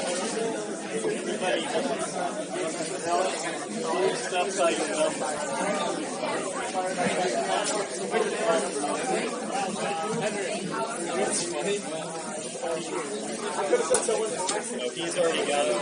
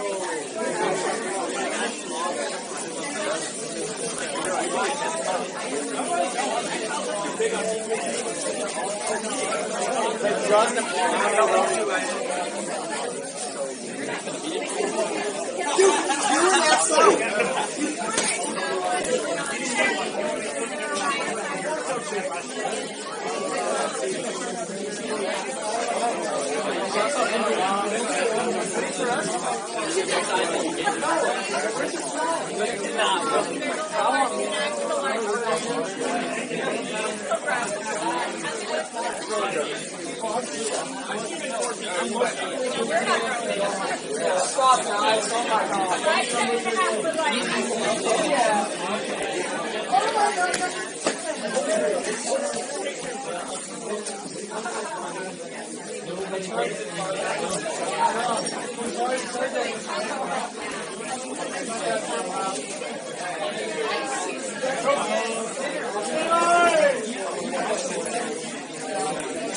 Air Bear.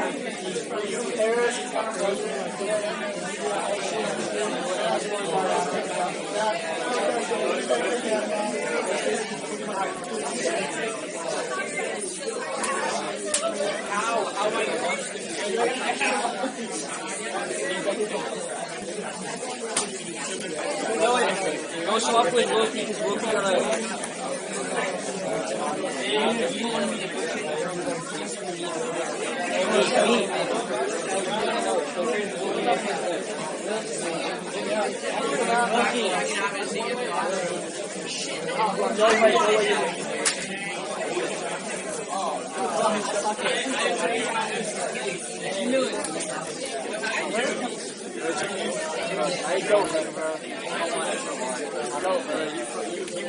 Yeah, I'm big as hell.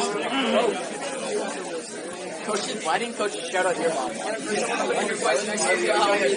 that's what I was saying.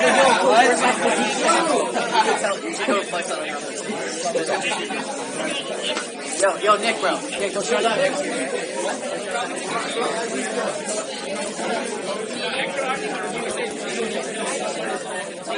you.